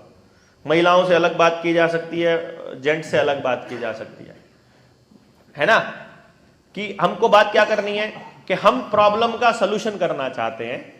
आप बताइए क्या सलूशन है, आप बताइए कैसे हो, आप बताओ सलूशन कैसे हो। तो उनमें से जो लोग कहते हैं कुछ नहीं हो सकता, सब बर्बाद हो चुका है, सारा गांव ऐसा है, ये है, कोई नहीं मानता, कोई नहीं सुनता, वो पूरा नेगेटिव रहता है। ध्यान से देखोगे तो वो किसी ना किसी पॉलिटिकल पार्टी का आदमी होता है, मतलब वो नॉर्मल आदमी नहीं है। वो जो कहता है कि कुछ नहीं हो सकता, वो किसी ना किसी का पालतू कुत्ता ही है, पट्टा डाला गले में। अदरवाइज जो चीज होनी चाहिए वो हो सकती है कि नहीं हो सकती है, बिना प्रयास किए कैसे आप कह सकते हो शुरू में ही, आप इतना नेगेटिव कैसे हो सकते हो। तो पूरे गांव को समझना लगेगा, पूरे गांव की फिर एक मीटिंग बुलाई जाए। मतलब ये तो हर गांव गली गली जा करके सबको मालूम पड़ गया, उसमें ये देख लिया जाए कौन कौन है जो तैयार है इस व्यवस्था परिवर्तन। मान लो मैं एक गली में गया, मैंने गली के लोगों से बात करी, गली के लोगों में से ये 7 लोग थे बैठे, इनसे मैंने बात की, इनमें से 2 बोले कुछ नहीं हो सकता, इनमें से 2 बोले होना चाहिए, 2 बोले कैसे करना ये बताओ, क्या करना है। तो जो क्या करना वाले हैं वो पहले नंबर के लोग हैं, जिनको लेने से आपने पूछा कैसे होगा, मतलब आप उस कैटेगरी में आते हो जिनको लग रहा है कि बदलना चाहिए। तो बदलना चाहिए के लिए कैसे बदला जाए, उसके लिए अब प्रयास आपने शुरू किया। तो सबसे पहले पूरे गांव में उन लोगों को ढूंढिए जो कहते हैं कि कैसे होगा, उनकी लिस्टिंग हो गई। हमें पता चला कि पूरे गांव में ऐसे 50-100 लोग हैं जिनको लगता, 50 लोग मान लेते हैं हम, 50 लोग हैं जिनको यह लगता है कि यह होना भी चाहिए और हम करने को, खुद इसमें पार्टिसिपेट करने को तैयार है। अगले ही पल उन 50 लोगों की लिस्टिंग करके उनकी मीटिंग बुला लो, खाली उनकी, पहले नंबर वालों की, जो लगता है कि ये सबसे पॉजिटिव लोग थे इस बदलाव के लिए, उनकी मीटिंग बुलाओ। अब उसमें चर्चा होने दो। जैसे अभी हमारी 3 दिन की चर्चा हो रही है, लेकिन ये 3 दिन की चर्चा नहीं हो रही है, ये 1 वे कम्युनिकेशन चल रहा है। मैं बोल रहा हूं या ये बोल रहे हैं साथी, जो यहां स्टेज पे सिर्फ स्टेज से बोला जा रहा है। अभी सिर्फ आपको दिया जा रहा है माल, आपसे तो नहीं लिया जा रहा ना कुछ भी। आप में बहुत साथी ऐसे होंगे जो ग्राउंड पर रियलिटी में काम कर रहे हैं, आपसे तो लिया ही नहीं कुछ भी हमने।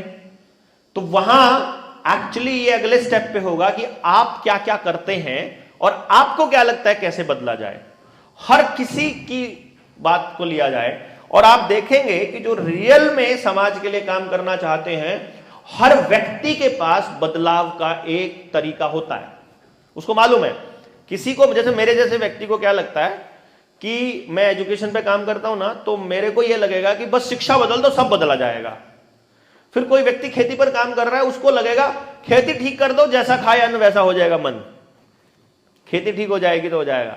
फिर एक तीसरा साथी रहता है, जब लोग बीमार ही रहेंगे तो ठीक कैसे होगा, जब तक बीमारी ठीक नहीं होगी इससे बात नहीं बनेगी। तो सबको हेल्दी रखना का भी जरूरी है। फिर बोलते हैं कि नहीं ये यार बड़ा पंगा डालते हैं पुलिस वाले और ये मतलब जुडिशरी बड़ा पंगा डालते हैं, तो इसका मतलब हमारी पंचायती व्यवस्था भी ठीक होनी चाहिए। फिर बात करते करते ऐसे ही आएगा तो वो कहेंगे कि यार ये सारी चीजें ठीक है, लेकिन पॉलिसी मेकिंग में तो फिर हमारे को पॉलिसी तो वहां से बन के आती है ऊपर से।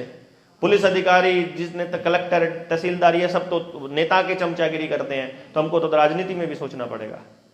मतलब आपको इन मुद्दों पर जब आप करने चलोगे ना तो आपको पता चलेगा शिक्षा, स्वास्थ्य, न्याय, राजनीति और खेती, ये 5 चीजों के धुरंधर निकालने पड़ेंगे। इसके अलावा कोई रास्ता नहीं है ना, मतलब क्योंकि यहीं से चलेगा। तो मेरे जैसे व्यक्ति को लगता था पहले कि मैं अगर अपनी शिक्षा व्यवस्था पे काम कर दूं तो सब ठीक हो जाएगा। नहीं होगा। आपको समाज का एक भी अंग छोड़ना नहीं है, तो आपको सभी समाज के अंगों पर काम करने वाले लोगों को निकालना पड़ेगा। अब यहां से अगला चैलेंज शुरू होगा, सबसे बड़ा चैलेंज शुरू होगा, क्योंकि यहां 2 तरह के लोग मिलेंगे अपने को। एक वो मिलेंगे जो इस संगठन का, यानी जो इस संगठन का मतलब जो आपने पूरे गांव को इकट्ठा किया था, आपने इस समूह का फायदा उठा करके कुछ लोग अपनी दुकानदारी चलाएंगे, कुछ लोग यहां से अपनी राजनीति चलाएंगे, कुछ लोग अपना खेल, मतलब हमें शुरू में लग रहा था ये बड़ा ईमानदार आदमी है, बाद में पता चलता है यार ये तो चोर निकला, यार ये तो ऐसा निकला। यहां चैलेंज स्टार्ट होगा हमारा कि हम लोग कितनी लंबी लड़ाई के लिए तैयार थे।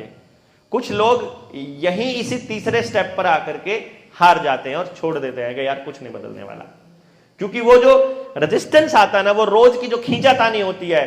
कोई कहता है मेरा अखबार में नाम क्यों नहीं दिया, कोई कहता है तू पैसे खा गया, कोई कहता है तुझे इतने पैसे मिले तो तूने इतने में क्यों दिया, ठेका इतने में मिल सकता था, तो कहता है ये काम करने में ये इसमें इतना पैसा खा। मतलब हमारे जनता सरकार मोर्चा की ट्रेनिंग में कोई आदमी पार्टिसिपेशन में था, वो सामान बाजार से लेके आ रहा था, बाजार से सामान लेकर के आया 3000 रुपए का, बता दिया 3.5 का, तो 500 रुपए खा गया, तो पता चला ये भी साला चोर निकला। मतलब ऐसा निकलेगा कि नहीं निकलेगा? मैं छोटी छोटी बात पे कह रहा हूं कि वो हमारी बजेगी, फिर हमारी लड़ाइयां, फिर हमारी पुरानी दुश्मनियां भी निकल के आएंगी कि तेरे पिताजी ने मेरे पिताजी को गाली दी थी, बेटे आज मैं तेरा बदला लूंगा। तो ऐसा करके यहां से आपको चैलेंज करना है कि यहां से अपनी एक टीम तैयार करनी होगी इस स्टेप से। और अब ये टीम अगला काम स्टेप शुरू करेगी फिर से जागरण का। यानी कि हुआ क्या कि पहले आपने जगाकर अपनी पहले लेयर की टीम तैयार कर ली, फिर ये पहले लेयर की टीम फिर वही काम करेगी जो आप कर रहे थे।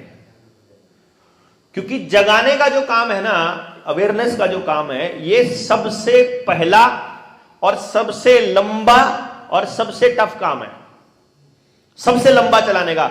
हमारी जितनी क्रांतियां हुई हैं, जितने भी परिवर्तन के जितनी कोशिशें हुई हैं, उन सारी कोशिशों में अगर बीच में कहीं कोई रुकावट आई या रुक गया या बीच में वो काम खत्म हो गया, उसका कारण सिर्फ ये हुआ कि जैसे हमारे जैसा व्यक्ति अगर कोई निकला घर से और उसने लोगों को इकट्ठा करना शुरू किया, तो जैसे ही उसके सामने 5-10 हजार लोग आए, उसके अंदर का पार्लियामेंट का मेंबर जाग गया, उसके अंदर का एमएलए जाग गया कि इतने आदमी आ गए हैं, अब अपना काम हो जाएगा आराम से, और फिर अब हम लोग विधानसभा में जाकर बदलेंगे। असल में जब ये पहली लेयर जो उसने तैयार की थी ना, अगर ये पूरी तरह से तैयार हुए बिना अगर अगले कदम पे बढ़ेंगे तो नुकसान है सबसे ज्यादा। तो पहले इसको, अभी जैसे क्या है, मतलब जो साथी पहली लेयर में आए थे, अब वो जागरण चालू करें बड़े लेवल पर, इतना बोले, इतनी जगह पर बोले कि मतलब हर तरफ हमें इसी तरह के लोग बोलते हुए नजर आते रहे। ठीक है, फिर लोगों को ये लगने लगेगा यार चारों तरफ इसी बात का चर्चा है, व्यवस्था परिवर्तन का, चारों तरफ यही बात चल रही है व्यवस्था परिवर्तन की, तो अब तो लगता है हो ही जाएगा। और तब समाज के लोग आपके पास आना स्टार्ट करेंगे, क्योंकि कोई भी व्यक्ति किसी भी छोटी चीज का हिस्सा नहीं बनना चाहता, छोटी चीज का हिस्सा नहीं बनना चाहता। हर व्यक्ति बड़ी चीज का हिस्सा बनना चाहता है। तो उसे लगना चाहिए कि मैं समाज में योगदान दूंगा। मैं आपको बता रहा हूं, कोई भी ऐसा व्यक्ति नहीं मिलेगा आपको समाज में जो किसी राजनीतिक पार्टी का सपोर्ट करता है और उसके अंदर यह फीलिंग है कि मैं चोर हूं। उसको लगता है कि इस पॉलिटिकल पार्टी का साथ देकर मैं अपने देश के लिए ही काम कर रहा हूं। उसको यह फीलिंग आती है हर आदमी को। मुझे याद है वो दौर जब मैं 2011 में जब अन्ना आंदोलन था, फिर रामदेव का आंदोलन था, निर्भया पे जो मतलब चला था, फिर दिल्ली के अंदर रामलीला मैदान में, उस टाइम पर हम कांग्रेस के खिलाफ कितना बोलते होते थे। और उस टाइम पर हमने मतलब ये लगता था कि कांग्रेस को भगा देंगे तो देश बचा लेंगे, यानी उस टाइम हमारा टारगेट कांग्रेस भगाना था। उस दौर में मैंने कांग्रेसियों को जो 40 साल पुराने कांग्रेसी थे, उन्होंने जब कांग्रेस छोड़ी तो कांग्रेस को गालियां देते हुए छोड़ा। याद है ना वो दौर, 14 का दौर, जो 14 के इलेक्शन से पहले जब लोगों ने कांग्रेस छोड़ी थी, तो पुराने कांग्रेसियों ने कांग्रेस छोड़ी थी, तो उनको ये फील हो रहा था कि अगर हम कांग्रेस में रहेंगे तो देश का नुकसान हो रहा है। यानी उन्होंने देश की भलाई के लिए दूसरी कोई पॉलिटिकल पार्टी ज्वाइन करी कांग्रेस को छोड़ करके। ये मैं इसलिए बता रहा हूं, हर दौर में जिस दिन लोगों को समझ आ गया कि मोतीलाल भी ऊपर वालों का चेहरा है, तो जो मोतीलाल को आज सपोर्ट करके ये कह रहे हैं कि देश की हम भलाई में योगदान दे रहे हैं, उनको पता चल गया कि असल में तुम ही देश का बेड़ा गर्क कर रहे हो, वो भी छोड़ देंगे इसका साथ। क्योंकि अभी वो साथ इसलिए दे रहे हैं क्योंकि उनको लग रहा है कि हम अभी देश के लिए बोल रहे हैं, सिर्फ इसलिए, क्योंकि उसको मालूम ही नहीं ना बेचारे को। इसी तरह से जो अगली लेयर वाला व्यक्ति आएगा, वो जो गांव का आखिरी आदमी है, जब उसके अंदर भी ये उम्मीद जगेगी कि ये जो बदलाव करने की, व्यवस्था परिवर्तन की बात करने वाले लोग हैं, ये सही में इस तरह से काम कर रहे हैं और ये वाकई में मतलब अच्छे लोग हैं, और इन्होंने अपनी प्रेजेंस भी दर्ज कर दी है, और इन्होंने अपनी उपयोगिता भी साबित कर दी है, प्लस ये लोग टिकने वाले हैं। आप देखिए, ये हर संगठन पर लागू होती है ये बात, और हर दुकान पर लागू, दुकान कोई भी दुकान खोली उस पर भी लागू होती है। किसी बनिया के पास जाओगे, आप उससे सलाह लोगे, या कोई बनिया जब अपने बच्चे को सलाह देगा दुकान खोलने का, नया कोई बिजनेस शुरू करने का, तो बनिया हमेशा अपनी औलाद को बताता है कि 3 साल अगर तुम मार्केट में टिक गए, 3 साल का टाइम समय देता है वो हमेशा। पहले साल तुम अपने घर से खर्च करना पड़ेगा, दूसरे साल तुम दुकान से खर्चा निकाल लो, तीसरे साल अगर तुमने थोड़ा बहुत प्रॉफिट कमा लिया, अब तुम्हारी दुकान को कोई खतरा नहीं है। 3 साल आपको सरवाइव करना है मार्केट के अंदर, तब जाके मार्केट में आपका नाम चमकेगा, तब आप जाकर के आपको मार्केट के अंदर ये पता चलेगा कि ये एक नई दुकान वाला आया जो टिकेगा। नहीं तो दुकान शुरू करते हैं, थोड़े दिनों के बाद वो दुकान बंद हो जाती है। पहले किसी दुकानदार से सामान लाते थे, बंधा हुआ था, वो उधार भी दे देता था, नए दुकानदार के चक्कर में पुराने से उठ के नए पे आए, और नया वाला अपनी दुकान बंद कर गया, वो वैसे खाली। अब पुराने वाले पे जाओ तो फिर शर्म आती है, फिर नहीं तो तीसरा, ऐसे बनता है ना। तो नए दुकानदार पे बदलने से पहले आदमी सोचता है 100 बार। यहां तो दुकानदार बदलने पर भी इतना सोचता है, आड़ती बदलने पर भी इतना सोचता है, नहीं ना। जहां से किराने का सामान लाते हो आप वहीं से लाते हो ना। अगर कभी बाय चांस किसी दूसरे किराने की दुकान पे खड़े हुए आपने वाला पुराने वाला किराने वाला दुकानदार देख लेना, तो शर्म सी आती है कि यार इसने देख लिया मेरे को, मैं सारा सामान इसी से लाता था कि नहीं। तो वो आपको कैसे सपोर्ट कर देगा? कोई भी नया आदमी आपकी दुकान में कैसे आ जाएगा? पहले ये बता तो दो कि तुम टिकने वाले हो, और उसके लिए मिनिमम 3 साल का समय होता है। आपको 3 साल अपने विचार को स्थापित करके दिखाना होता है, 3 साल का समय लगेगा। आप में से जो पहले स्टेप पर 3 साल काम करने के लिए तैयार है ना, मतलब मैं क्या कहता हूं हमेशा कि मैं 2025 से चालू करूंगा अपना एजुकेशन वाला जो अपना प्रोग्राम है, उसको मैं 1 जनवरी 2025 से चालू करूंगा एजुकेशन वाला प्रोग्राम। तो मैंने दिसंबर 2024 गिना हुआ है कि मैं 31 दिसंबर 2024 तक जनता सरकार मोर्चा के इसी मोड में रहूंगा, क्योंकि मैंने जनवरी 2022 में हम सब लोगों ने मिलकर के जनता सरकार मोर्चा की नींव रखी थी। तो 22, 23 और 24 3 साल अपना मोर्चे का नाम अगर उतनी शिद्दत से पहले दिन में जितना जोश था, अगर हमारा 3 साल तक अगर यही जोश रहता है, तो फिर मार्केट में लोग हमको समझने लग जाएंगे कि दुकान पक गई है, अब इनसे सामान लिया जा सकता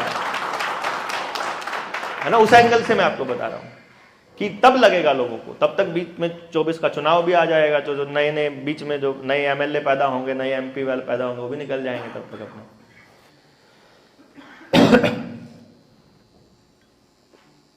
तो ये मिनिमम समय है आपका, पहला स्टेप 3 साल का। जब आप इस 3 साल की यात्रा में चलेंगे, इस यात्रा में आपको एक से एक धुरंधर मिलेंगे। फिर आपको पता चलेगा, आपको जिस जिस व्यक्ति की जरूरत पड़ेगी ना, आप कह रहे हो कैसे होगा, आपको जिस व्यक्ति, मैंने अभी तक के एक्सपीरियंस से मैं आपको अपनी श्योरिटी से, अपनी गारंटी से बताता हूं, मुझे जब भी मोर्चे में किसी खास स्किल के आदमी की जरूरत महसूस हुई कि अब ऐसा व्यक्ति होना चाहिए हमारे पास, अगली मीटिंग में हमको वो आदमी आकर के अपने आप मिल रहा है। अगली मीटिंग में कि मैं ये काम करता हूं, हमें इसकी जरूरत थी भाई, ये था, ये रहा, फिट, एकदम फिट, अब इसको और इसको मिलवा दो, अगला काम आप पे कर देंगे ये लोग। यहां दिक्कत तब आती है जब हम बात करते हैं समाज के हित की और उसमें अपना स्वार्थ घुसा लेते हैं। यहां बस सबसे बड़ी समस्या ये आती है। अभी कुछ लोग साथी कहते हैं, मेरा तो, मैं मोर्चे का काम करना चाहता हूं, मैं समाज के काम करना चाहता हूं, मेरा घर का खर्चा चलाने के लिए मेरे पास पैसे नहीं है। तो भैया हमारे पास भी नहीं है, ठीक है ना, किसी के पास नहीं है, कोई ऐसा नहीं है। अगर आप लोग मेरे कहने से मुझे 100 रुपया दान दे देते हो, 1000 रुपया दे देते हो, 10,000 देते हो, मैंने कमाया है ये टैलेंट अपना कि मैं अपने मोर्चे को चलाने के लिए आपसे दान ले सकता हूं। आप ट्राई कीजिए आज समाज में बोलना, कल को जब आप समाज में अपना को स्थापित कर दोगे और आप अपनी क्रेडिबिलिटी को स्थापित कर दोगे तो लोग किसी चीज की कमी नहीं होने देते आपको, असल में नहीं होने देते। लेकिन दिक्कत तो यह है कि हम निकलने से पहले समस्या के बारे में सोचते हैं, हम समाधान पर काम करना शुरू नहीं करते। हम लोग पहले ये सोच लेते हैं ये कैसे होगा। जैसे शुरू में बात होती है कि इंस्टीट्यूट बंद करने की बारी आई तो पूनम ने मुझसे पूछा घर कैसे चलेगा। अरे मैं अभी तक चल रहा है ना, आगे भी चलेगा, ऐसे ही चलेगा। कैसे चलेगा हमको भी नहीं पता भैया। अभी तक भी मेरे रिश्तेदारों में से कि कोई पूछ लेता है, मेरी बहनों को या मेरे किसी को, कि देवेंद्र काम क्या करता है, तो किसी को नहीं पता काम क्या करता है। इसका घर कैसे चलता है किसी को नहीं पता। मैं समाज से आया हुआ दान का पैसे में अपने घर का 1 रुपया सिंगल पैसा अपना घर में खर्च नहीं करता। मैं अपनी कमाई से ही अपने बच्चों को अगर मैंने समाज का पैसा अगर उनको खिला दिया तो समझो जहर खिला दिया। तो मैं वो भी नहीं करता हूँ कि दान के पैसों में से मैंने उसको दे दिया। लेकिन मैं काम करता हूँ, अपना घर चलाने के लिए मैं काम करता हूँ। बल्कि कई बार मोर्चे में माइनस में चला जाता है पॉइंट, तो भी मैं काम करके दे देता हूँ कि कोई चक्कर नहीं, हो जाएगा, होता है, हो रहा है, काम अपने आप हो रहा है। मेरे पुराने टाइम पर एक नया एलीट क्लास था, क्योंकि इतनी मोटी फीस जो है नॉर्मल आदमी नहीं दे सकता ना, तो मेरा जो क्लाइंटेज था वो मोटा था। मतलब जुडिशरी के लोग, आईपीएस लोग, आईएएस लोग, नेता लोग, मंत्री लोग, सारे, मतलब उस एरिया का सारा बड़ा एलीट ग्रुप मेरा कस्टमर था। तो जब मैंने ये बोलना शुरू किया न्यू वर्ल्ड ऑर्डर पे और इन सब चीज़ों के ऊपर, तो सब बोलने लगे ये तो ऊपर वाला माला खाली हो गया, इसका छोड़ो, इसको पागल हो गया है। तो डॉक्टर तो पागल हो गया। फिर वो पुराना चैनल वैनल सब उड़ा दिया। जब ये मास्क वाले मसले पर गिरफ्तारी हुई उसके बाद तो मेरा पिछले 15 साल का रिसर्च वर्क जो सारा का सारा मीडिया कवरेज की फॉर्म में इंटरनेट पे अवेलेबल था, मेरा नाम तक उड़ा दिया उन लोगों ने कि ये आदमी कुछ और काम भी करता था। लोगों को लगता है अच्छा कौन सा बला रहा, वो वैक्सीन वाला, वो मास्क वाला, मतलब वो लोगों को लगने लगा ये सिर्फ यही काम करता है। तो ऐसा होता है, आपके साथ बहुत सारे ऐसे चैलेंजेस आएंगे। लेकिन मुझे लगता है अब आप लोगों को इतनी कड़ी मेहनत नहीं करनी पड़ेगी कि जो हमने पिछले 7 साल में मेहनत की हुई है ना, जो क्रेडिबिलिटी हमने कमा ली। अब पहले जो 7 साल पहले हम गाँव में जाते तो पता नहीं कुछ बेचने आया है शायद, क्योंकि आज तक जो भी गाँव में के लोगों को अच्छी बात बताने गया, या तो वो बीमे बेच के आया, या वो अपनी दवाइयाँ, पेस्टिसाइड कोई दवाई और बेचने गया, या कोई MLM का कोई प्रोडक्ट बेचने गया, ये 3000-5000 मेंबर बनाने वाला। मैं ऐसा आदमी हूं जो 7 साल से गांव धक्के खाता फिर रहा हूं, पर मैं आज तक कुछ बेचकर नहीं आया गांव में, क्योंकि मैंने अब ये पहले से सोचा हुआ है कि जिस गांव में मैं अपना विचार देकर आ जाऊंगा कि हम एजुकेशन पर ऐसा काम करेंगे, मैं उस गांव से कोई क्लाइंट नहीं लूंगा। मतलब उस गांव में अगर कोई आ जाएगा मेरे पास अपने बच्चों की काउंसलिंग के लिए, नहीं, गांव से नहीं, गांव को तो खोखला होने से बचाना, यही तो सिद्धांत है हमारा। शहर वालों से लूटेंगे ना हम, जो गांव छोड़कर भागे थे, जो पूरे गांव को बर्बाद कर रहे हैं, तो शहर वालों से लेंगे पैसा, गांव वालों पे खर्च करेंगे बेसिकली, क्योंकि गांव बचेगा तो देश बचेगा। बेसिकली हमारे थॉट प्रोसेस में ये है, गांव प्राइमरी लेवल पे हमारा फोकस में है। तो गांव को खाली नहीं करना, गांव से पैसा नहीं कमाना, गांव को तो पैसा कमाने का रास्ता देना है बेसिकली, और पैसा भी नहीं, धन कमाने का, धन, पैसा तो कागज का टुकड़ा है। तो उस पे हम बात करेंगे पैसे पे, जब हम अगला टॉपिक आएगा। तो इनिशिएट करने के लिए पहला कदम मैंने आपसे बताया, आगे वाले स्टेप के लिए हम लोग कॉन्टिन्यूसली लंबे रहेंगे ही जुड़े। तो दूसरा है कि झारखंड में एक वैदिक चिकित्सा केंद्र होना चाहिए जहां लोग सीख सकें और चिकित्सा भी। हाँ, ये तो मतलब तो आप सुझाव दे रहे हैं, बहुत बढ़िया बात है। लेकिन दिक्कत बस ये है, जनता सरकार मोर्चा का प्रॉब्लम ये है और यहाँ की खासियत भी यही है कि यहाँ जिसका आइडिया होता है उसी को आगे बढ़ना होता है। यहाँ ऐसा कभी नहीं होगा कि आइडिया आपका होगा और उसका क्रेडिट या उस पर काम हम करेंगे। नहीं भैया, मेरा एजुकेशन का आइडिया, मैं सिर्फ एजुकेशन पे काम करूंगा, मैंने आपके आइडियाज पे काम नहीं करना है। हाँ, आप साथ आए, अपने आइडिया को लेके आगे बढ़े, तो जहां मुझे जरूरत पड़ेगी मैं आपसे साथ मांगूंगा, और जहां आपको जरूरत पड़ेगी, आप में अगर इतना टैलेंट है कि आप मुझे कन्विंस कर सके तो मैं आपके साथ आऊंगा। ऐਵੇਂ थोड़ी ना भाई कोई भी कुछ भी कह देगा उसके पीछे थोड़ी लगना है। आप में ये टैलेंट होना चाहिए कि आपकी बात में इतना दम होना चाहिए कि मैं आपके साथ आने के लिए मजबूर हो जाऊं, नहीं ना? या तो कन्विंस कर लो या हो जाओ। मैं तो अपना तो यही रोल है ना, यही रूल है अपना तो, कि या तो कन्विंस हो जाओ या कर लो। और आप में है, अगर आपका आइडिया इतना बढ़िया है कि मैं रजिस्ट नहीं कर सकता तो मैं आऊंगा 100%। समाज के हर काम के अंदर हम साथ आएंगे, तो ये अच्छी बात है। आप इस पे प्रोजेक्ट पे काम करेंगे तो ये बहुत ही बढ़िया रहेगा, हम आपके साथ आएंगे। अगर हम लोग देश में अपनी सरकार स्थापित कर लेते हैं तो क्या न्यू वर्ल्ड ऑर्डर की समस्या समाप्त हो जाएगी? मैंने आपको बताया, सरकार से नहीं है, मतलब आपको सिर्फ एक बात समझनी है कि इस समस्या का समाधान सरकार में जाने से या सरकार बनाने से कभी नहीं होगा, कभी भी नहीं होगा। व्यवस्था से केवल व्यवस्था ही लड़ सकती है। मैंने आपको बताया, व्यवस्था से सरकार नहीं लड़ सकती। तो सरकार क्या काम करेगी? बेसिकली हमें राजनीति में इंटरफियर क्यों करना पड़ेगा, उसका एक कारण यह है कि मान लेते हैं हमारे पास इतने लोग हो जाते हैं कि हमारा चुनाव में प्रचार कर सके और हमारा एक कैंडिडेट कम से कम विधानसभा या लोकसभा में पहुंच जाए, मान लेते हैं, तो हमने उस कैंडिडेट का फायदा केवल इतना लेना है कि सुनो, बात सुन रविंदर, तेरे हल्के में जा रहा हूं आंदोलन करने के लिए, एसपी को फोन कर दे कि हमारे आदमियों को कोई डंडा नहीं हाथ लगा देगा। समझ गए ना बात? हमने एमएलए की नाक में दम करना है या एमपी की नाक में दम करना है या सरकार की नाक में दम करना है, तो हमारा आदमी हमारी आवाज उठाने के लिए खड़ा, बस खाली इतना सा काम है। इट्स नॉट कि हम उससे व्यवस्था परिवर्तन कर लेंगे, ऐसा कभी नहीं होगा। लेकिन हमारा आदमी अगर वहां खड़ा है, सीधी सी बात है ना, अगर थानेदार हमको जानता, मान लो हमने थानेदार को समझा रखा है सारी कहानी को, तो थानेदार को मालूम है कि ये जनता सरकार मोर्चा वाले हैं, न्याय की लड़ाई लड़ रहे हैं, सिद्धांत की लड़ाई लड़ रहे हैं, इनको अगर डंडे मारने पड़े तो टांगों पे ही मारना, सिर में मत मारना। इतना तो कही देगा ना वो कि उनको आदेश का पालन करना पड़ेगा। तो वो एक आधा पुलिस वाला ऐसा मिलता है जो समझा हुआ है, जो कहता है डॉक्टर साहब हम आपके फैन हैं और हम सिर्फ हाथ करेंगे, मारेंगे नहीं, कोई बात। तो ऐसा करके जितना हम समझाते जाएंगे उतना लोग हमारे फेवर में आते जाएंगे, तो व्यवस्था की तरफ भी मतलब बढ़ते जाएंगे। सरकार सरकार तभी तक है जब तक सरकार को सरकार मानते हैं।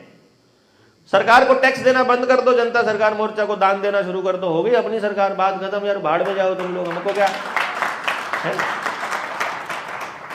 टैक्सेशन तो वैसे भी गुंडा कर दी है।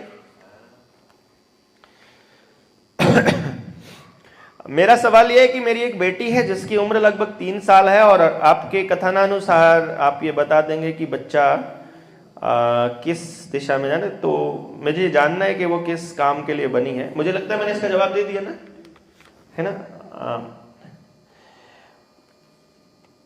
एनडब्ल्यूओ को 18 दिन में इनकी सारी व्यवस्था को ध्वस्त किस प्रकार हम कर सकते हैं और व्यवस्था के मुख्य अंग कौन कौन से हैं? हमारे हाथों की जो 5 उंगलियां हैं, प्रत्येक फिंगर एक खास तरह के मल्टीपलनेस को डिनोट करता है, वो कैसे? दूसरे सवाल का जवाब मैंने दे दिया है, वो ट्रेनिंग मैंने एक्सप्लेन की हुई है, उसके अंदर बहुत सारी चीजें। और 18 दिन में इस व्यवस्था को ध्वस्त करने वाली जो बात है, इस पे जब आप ट्रेनिंग्स में जुड़ोगे, जब लंबे समय तक जुड़ोगे, तो आपको एक एक पार्ट को अलग से एक्सप्लेन करके हम लोग बताएंगे। यहां तक भी है कि जितने यूनाइटेड नेशंस के 18 पार्ट इंडिया में काम कर रहे हैं, CIA ने जो जहां जहां अपने लोग बिठा रखे हैं, उन सबके दस्तावेजी प्रमाण हमारे पास है। तो रोज एक को उड़ाएंगे तो 18 दिन ही लगेंगे इनको। महाभारत का युद्ध भी 18 दिन में खत्म हुआ था, ठीक है ना? तो इनको उड़ाने, इस व्यवस्था को उड़ाना बड़ा आसान है, बहुत मुश्किल नहीं है। दिक्कत यह है कि व्यवस्था उड़ जाएगी, उसके बाद निर्माण कैसे करोगे अगर समझे हुए लोग हमारे पास नहीं है तो। चक्कर हमारे को जो सबसे बड़ा खतरा लगता है वो निर्माण का लगता है दोबारा से, क्योंकि ध्वस्त तो एक बार जेपी आंदोलन ने भी कर दिया था इस पूरे सिस्टम को, ध्वस्त तो अन्ना आंदोलन ने भी कर दिया था इस पूरे सिस्टम को, पूरे सिस्टम को हिला दिया था। तो ध्वस्त करना प्रॉब्लम नहीं है, ध्वस्त करने के बाद पुनर्निर्माण के लिए ऐसे लोग हैं भी कि नहीं हमारे पास। झारखंड में आपका ध्वस्त कर दिया, अब किसको लेके आओगे बताओ?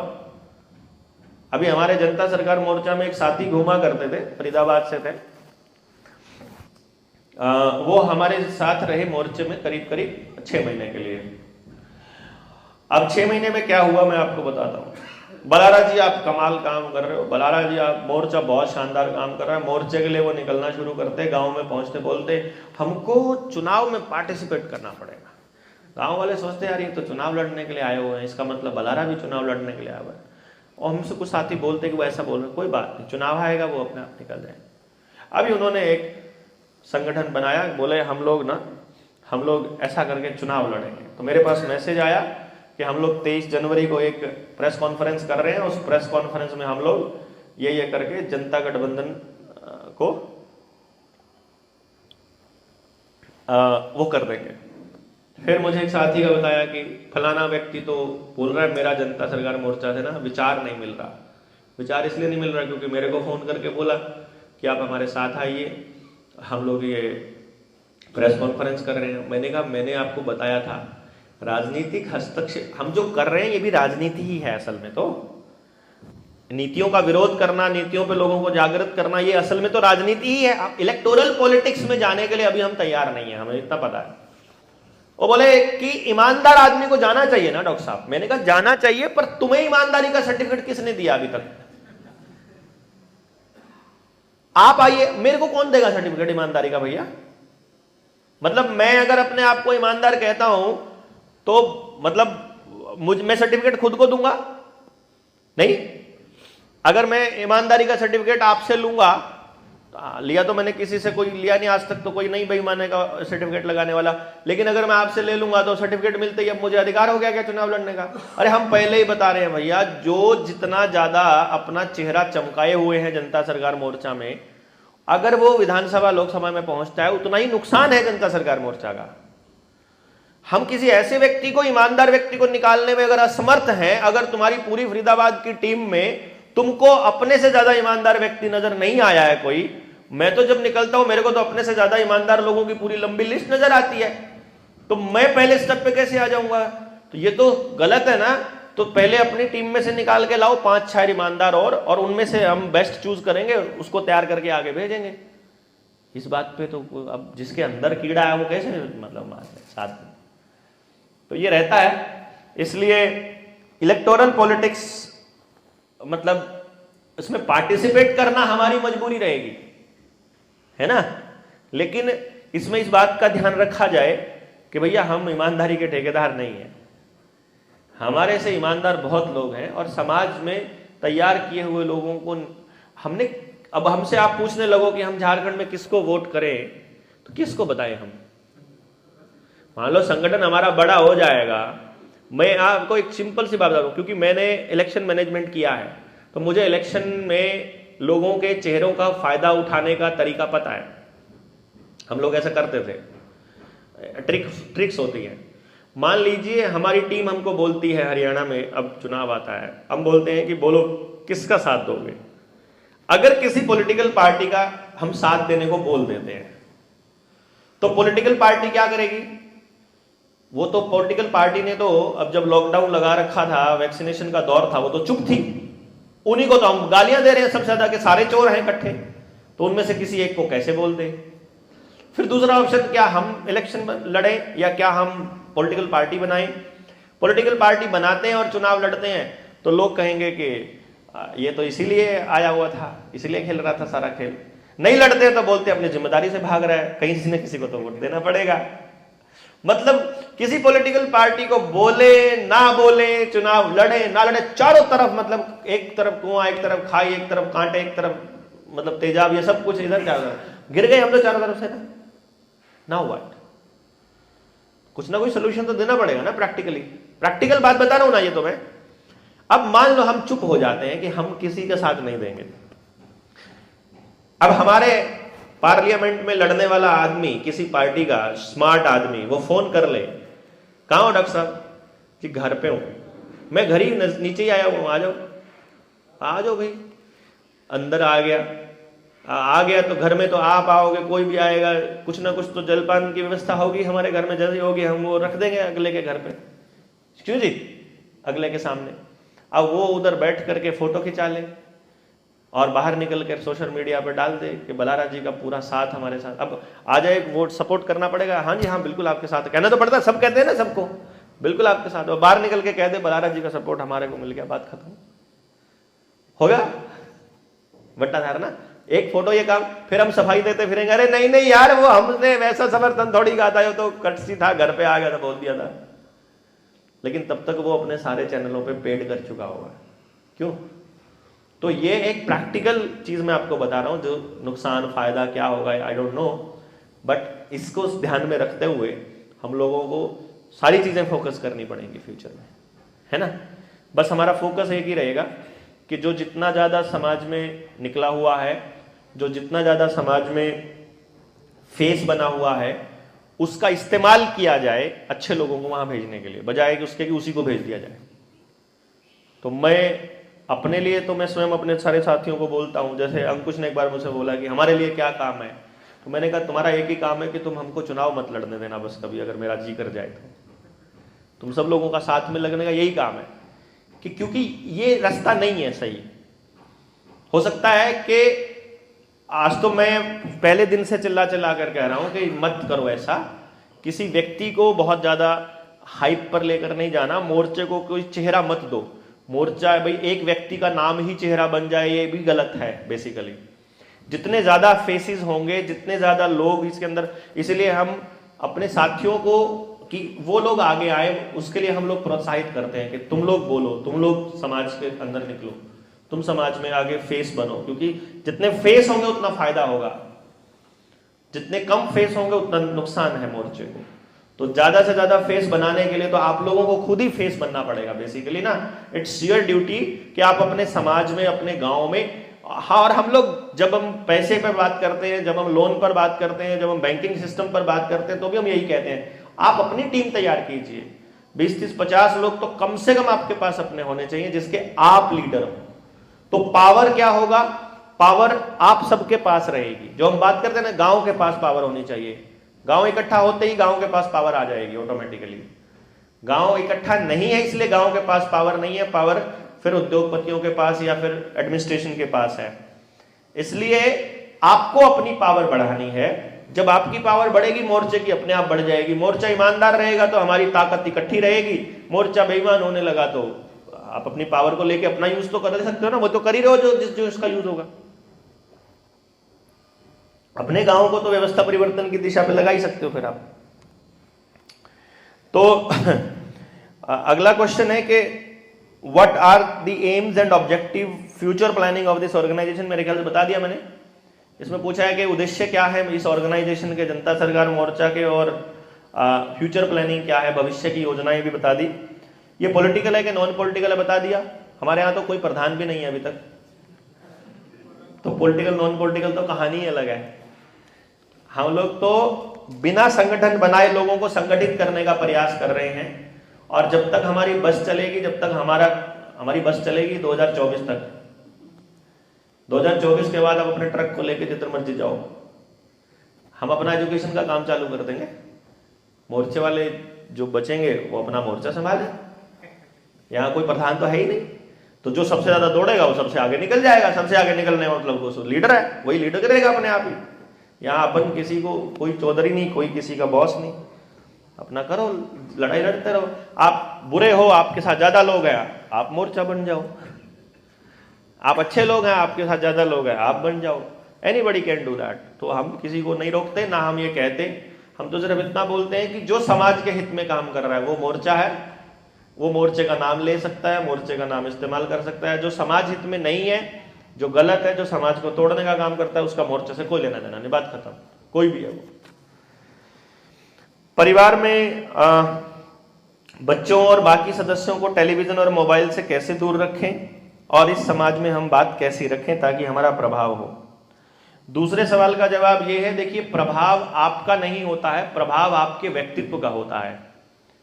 आप क्या काम करते हैं और आप किस तरह की जीवन शैली जीते हैं, इस बात को लोग देखते हैं और महसूस भी करते हैं। अगर आप वैसा ही जीवन जीते हैं जैसी आप बातें बोलते हो तो लोग आपके साथ ज्यादा कनेक्ट होंगे। अगर आप बोलते कुछ और जीवन में करते कुछ और हो तो फिर आपकी बात कोई नहीं मानेगा, आपके बच्चे भी मोबाइल नहीं छोड़ेंगे। मोबाइल से और टेलीविजन से दूर रखने का बड़ा आसान तरीका है कि टेलीविजन को उठा के पैक कर दो और मोबाइल की टाइमिंग फिक्स कर दो कि इससे ज्यादा ना देखेगा घर में कोई, ना कोई, बात खत्म। मोबाइल उठाए के फेंक ही दो ना, लैंडलाइन लगवा लो। मोबाइल का यूज ही कुछ नहीं है। मैंने बता ही दिया, मोबाइल केवल और केवल बर्बादी करता है, इसके अलावा मोबाइल और कुछ नहीं कर रहा। पिछली एक ट्रेनिंग में मुझे मेरे किसी दोस्त ने बताया, मुझे किसी साथी ने पूछा कि आप कह रहे हो कि ये मोबाइल इतना नुकसानदायक है लेकिन इसके कई फायदे भी हैं। मैंने कहा क्या क्या फायदे हैं बताओ। बोला पहला फायदा ये है कि हम आपको इस मोबाइल के जरिए ही मिले, या आप हमको मोबाइल के जरिए ही मिले। अगर आपकी वीडियो नहीं मिलती, आप भी तो यूज कर रहे हो मोबाइल का, कर रहा हूं ना, कि वीडियो बना के लोगों को बता रहे हो, इस मोबाइल का यूज कर रहे हो, तो आप, अगर ये मोबाइल नहीं होता तो हम नहीं मिलते। अच्छा, मैं कहता हूं दूसरा फायदा बताओ। दूसरा फायदा यह है कि मेरी माँ अभी बीमार है, घर में है, तो मैं उसकी हालत में, यहाँ 3 दिन की ट्रेनिंग में आया हूं, तो मैं उनकी हालत पर 24 घंटे नजर रखे हुए हूं और कोई भी इमरजेंसी होगी तो मैं जा सकता हूं। अगर मोबाइल नहीं होता तो ये भी संभव नहीं होता। मैंने कहा अब आ जाओ, इसके जवाब पर आ जाओ। मैं उसको बात, मैंने कहा देखो सुनो, अगर ये व्यवस्थाएं नहीं बिगड़ी होती, अगर ये मोबाइल नहीं आया होता और आपका माइंड प्रोग्राम करके इन लोगों ने ये कोरोना वाला चीज को साबित नहीं कर दिया होता, तो हम जैसे लोगों को घर से निकलने की जरूरत नहीं पड़ती, तो हमको ये वीडियोस बनाने की जरूरत नहीं पड़ती। पहली बात तो आपको हमारे से जुड़ने की जरूरत नहीं पड़ती। नंबर 2, अगर आपने अपने पड़ोस को अपने साथ जोड़े रखा होता और कम से कम 2 घर, एक इधर वाला और एक इधर वाला घर, अगर आपने अपने साथ इमोशनली और प्रैक्टिकली समाज के रूप में जोड़े रखा होता, तो आपकी मां के बीमार होने पर आपको टेंशन नहीं होती, क्योंकि आपके पास 2 परिवार और होते।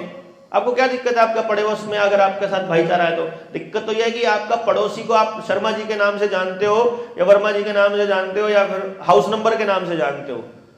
अगर आपने पारिवारिक रिश्ते बनाए होते तो किसी को, पहले गांव में बंदा एक हफ्ते के लिए, महीने के लिए बाहर रहता था, क्या दिक्कत है? घर में अगर घर में लेडीज कोई अकेली है, ना उसको कोई खतरा होता है, ना उसको कोई बीमारी में कोई टेंशन है, क्योंकि पता है कि पड़ोस है, जब तक कोई दिक्कत नहीं है। ये तो पड़ोस से टूटे तो हमको खतरा लगने लगा ना अपने बच्चों का। क्यों जी? हमें हर पल रखने की जरूरत तो तब महसूस हो रही है ना, क्योंकि हमारा समाज टूट गया। समाज नहीं टूटा होता, हमको क्या जरूरत इस मोबाइल की? तो टूटे हुए हम सब लोग अकेले डरे हुए, डर में हम इसका इस्तेमाल कर रहे हैं, इसके अलावा तो इसका कुछ भी काम नहीं है। और वही सब उन्होंने प्लांट किया है इसके लिए। बहुत ज्यादा पढ़े लिखों को कैसे समझाएं? बिल्कुल मत समझाओ, कोशिश भी मत करो, बस सीधी, मतलब कोशिश ही नहीं करनी। पढ़े लिखे को तो गलती से भी नहीं समझा देना भैया, इससे बढ़िया किसी गधे से बात कर लेना। मैं सच्ची कह रहा हूं, गधे को फिर भी समझ आ जाएगा, वो आपकी इमोशंस को, भावनाओं को समझ लेगा। पढ़े लिखे आदमी से उसको तो राम राम करो, बस निकल जाओ, बल्कि उसको गुड मॉर्निंग करो। क्योंकि इस समाज का सारा सत्यानाश पढ़े लिखे लोगों ने ही करा है, सो कॉल्ड पढ़े लिखे लोगों ने, जिन्होंने अंग्रेजी पढ़ी, जिन्होंने कोट पैंट पहनने शुरू करे, जिन्होंने कंपनियों की नौकरी, सरकारों की नौकरी करनी शुरू की, ये नौकरी करने वाले लोग और ये पढ़े लिखे लोग, बस यही हैं इस समाज के सारे सत्यानाश की जड़। तो बस इनसे तो जितना हो सके अपने गांव को बचा लो, इनको तो घुसना ही मत दो गांव में, तो बात ही ना करो, भागो तुम तो हरामी हो, तुमने तो सत्यानाश करा है। उनको क्या आप कैसे तैयार कर लोगे? वो तो पैसे के गुलाम है, उनको मुश्किल से तो समझ में आया हम लोगों को भी। जितना पढ़ा लिखा होगा उतना ही बड़ा गुलाम है। एनजीओ का गांव में क्या योगदान है? सत्यानाश करना। एक लाइन में अगर बोलूं ना, एनजीओ बनाए ही इसलिए गए हैं, आपके समाज को तोड़ने के लिए एनजीओ का इस्तेमाल किया गया है। क्योंकि हम झारखंड में बैठे हैं, इसलिए झारखंड की धरती पर मैं आपको एक्सप्लेन कर सकता हूं एक कॉन्सेप्ट के बेसिस पर कि झारखंड में जिन कबीलों में, मैंने आपको ये कल भी बताया था शायद, जिन कबीलों ने अपने यहां बीआरओ को घुसने नहीं दिया, आर्मी को घुसने नहीं दिया, सीआरपीएफ को घुसने नहीं दिया, वहां एनजीओ घुस जाएगा। समझ गए ना? जहां सरकार को पता है कि सरकार गलत कर रही है, वहां मेरे जैसे आदमी को, आप जैसे आदमी को एनजीओ का लालच दे, एनजीओ का आइडिया दे करके घुसा दिया जाएगा। एनजीओ वाले करते क्या है? वो कहते हैं कि हमने एनजीओ बना रखा है। मैंने कहा क्या करते हो? बोला हम गरीब बच्चों को पढ़ाते हैं। मैंने कहा क्या पढ़ाते हो? क्या पढ़ाते हो? बोला बेसिक से सीख जाते हैं। बेसिक सीखने के बाद कुछ बच्चों से 10th करवा दी, उसके बाद कुछ बच्चों ने बीए कर ली, उसके बाद कुछ बच्चे नौकरी कर रहे हैं। कौन सी नौकरी? वो क्या कर रहे हैं? मतलब आप आज छोटे बच्चे को पढ़ाना शुरू करोगे एनजीओ को, तो वो बच्चे को बड़ा होने में 15 साल लगेंगे, 10 साल तक आप उसको क्या पढ़ाएंगे? रोज के 2 घंटे में पुल के नीचे बैठ करके या उसके गांव में जा करके आप कुछ पढ़ाने का काम नहीं करते हो। और अरे जो स्कूलों में फीस देते हो आप 2-2, 5-5, 10-10 हजार, उनको तो फीस दे करके तो बच्चों को कुछ मिल नहीं रहा है उस पढ़ाई से, है? तो अरे 2 घंटे की पुल के नीचे पढ़ाने से या गांव में बैठने या किसी टाट पट्टी पढ़ाने से बच्चे को कुछ मिल जाएगा? Nothing at all. वो एनजीओ का आदमी केवल उन लोगों को ट्रैप करने के लिए और समाज में अपनी इमेज बनाने के लिए, क्योंकि इस एनजीओ के ही किसी मालिक को अखबारों के जरिए देवता साबित किया जाएगा और फिर वो देवता आपको बताएगा टीवी पर आकर कि हम सबको वैक्सीन लगानी चाहिए, बहुत अच्छी चीज है, सरकार ने चालू करी है। वो एनजीओ वाला ही बताएगा ना आपको, ठीक है? या फिर उन बच्चों को ट्रैप करने के लिए, उनका रिकॉर्ड रखने के लिए एनजीओ की जरूरत पड़ेगी। जितनी ह्यूमन ट्रैफिकिंग होती है उसमें कौन कौन लोग शामिल होते हैं, इसकी अगर रिसर्च करोगे तो पता चलेगा कि नेताओं का, पुलिस का और एनजीओ का क्या क्या रोल रहता है उसके अंदर। जो लड़कियों की ट्रैफिकिंग, जो बच्चों की ट्रैफिकिंग होती है, जो पीडोफाइल होते हैं, जो बच्चों का खून पीते हैं, ऐसे लोग भी हैं संसार में। पता है ना इस बात का? पीडोफाइल जो पीछे सी, अगर आपने उसके बारे में पढ़ा हो तो पढ़ लेना, सर्च कर लेना, पिज्जा गेट घोटाला, पिज्जा गेट स्कैम पीछे आया था। पता चला था कि कौन कौन लोग हैं वो कौन से रसायन हैं जो उस वक्त रिलीज होते हैं ब्लड में जब हम डरे होते हैं। क्या नाम है उसका हार्मोन का? डोपामीन तो होता ही है, एक और हार्मोन होता है। डोपामीन तो अलग होता है, वो सक्सेस पॉइंट पे रिलीज होता है, जब डरे होते हैं तब होता है। एंडोक्राइन है, एड्रेनालिन, हाँ। वो पीने से वो जो रिलीज होता है वो बेसिकली एंटी एजिंग होता है। एंटी एजिंग का मतलब है वो हमें जवान बनाए रखता है, और वो हमारे ब्लड में बहुत बार तब रिलीज होता है, छोटे बच्चों में होता है वो हमेशा, जब वो डरे होते हैं थोड़े से, तो सताए जाते हैं, जब वो रो रहे होते हैं, जब वो मतलब चिल्ला रहे होते हैं, जब वो दर्द में होते हैं, तो कई बार तो उनको उल्टा लटका करके रखा जाता है, उनको पीटा जाता है और फिर उनके कट मार करके वो ब्लड को पिया जाता है उनका। ऐसे भी लोग हैं, और उसके लिए वो लोग ये यतीम बच्चों को, गरीब बच्चों को, भिखारियों को, इनके बच्चों को उठा उठा करके ले जाते हैं। ये लोग शामिल हैं उसमें, ये जितने भी जिनसे में न्यू वर्ल्ड ऑर्डर वाले लोग हैं ना, जो ये इनके जो मालिक हैं, जो बड़े अमीर, जो रॉयल घराने हैं, ये सब ये काम करते हैं। मतलब चाहे होमोसेक्सुअलिटी है, चाहे बच्चों के साथ गलत काम करना है, चाहे बच्चों का इस तरह से शोषण करना है, सब शामिल आता है उसके अंदर। तो और ये सब पूरी एलीट सोसाइटी होती है, सबसे ज्यादा पढ़ी लिखी, जिसका पता है सबसे ज्यादा पढ़े लिखे लोग होते हैं ये। अंग्रेजी से कम नहीं बोलते हैं, सिर्फ अंग्रेजी बोलते हैं। तो it's a big scam, basically बात यह है कि हमको सिर्फ ये समझ में आना चाहिए कि हमारी लड़ाई किसके साथ है और हमारी लड़ाई है क्या। जैसा कि विष्णु भाई ने भी बोला था कि ये लड़ाई जो है ये अपनी रसोई से, अपने घर से, अपने खेत से लड़ी जाएगी। इसको जीतने के लिए आपको किसी से दुश्मनी मोल लेने की जरूरत नहीं है। इसको सिर्फ समझ में आ जाए कि आपको क्या करना है। जब आपको यह समझ में आ जाएगा कि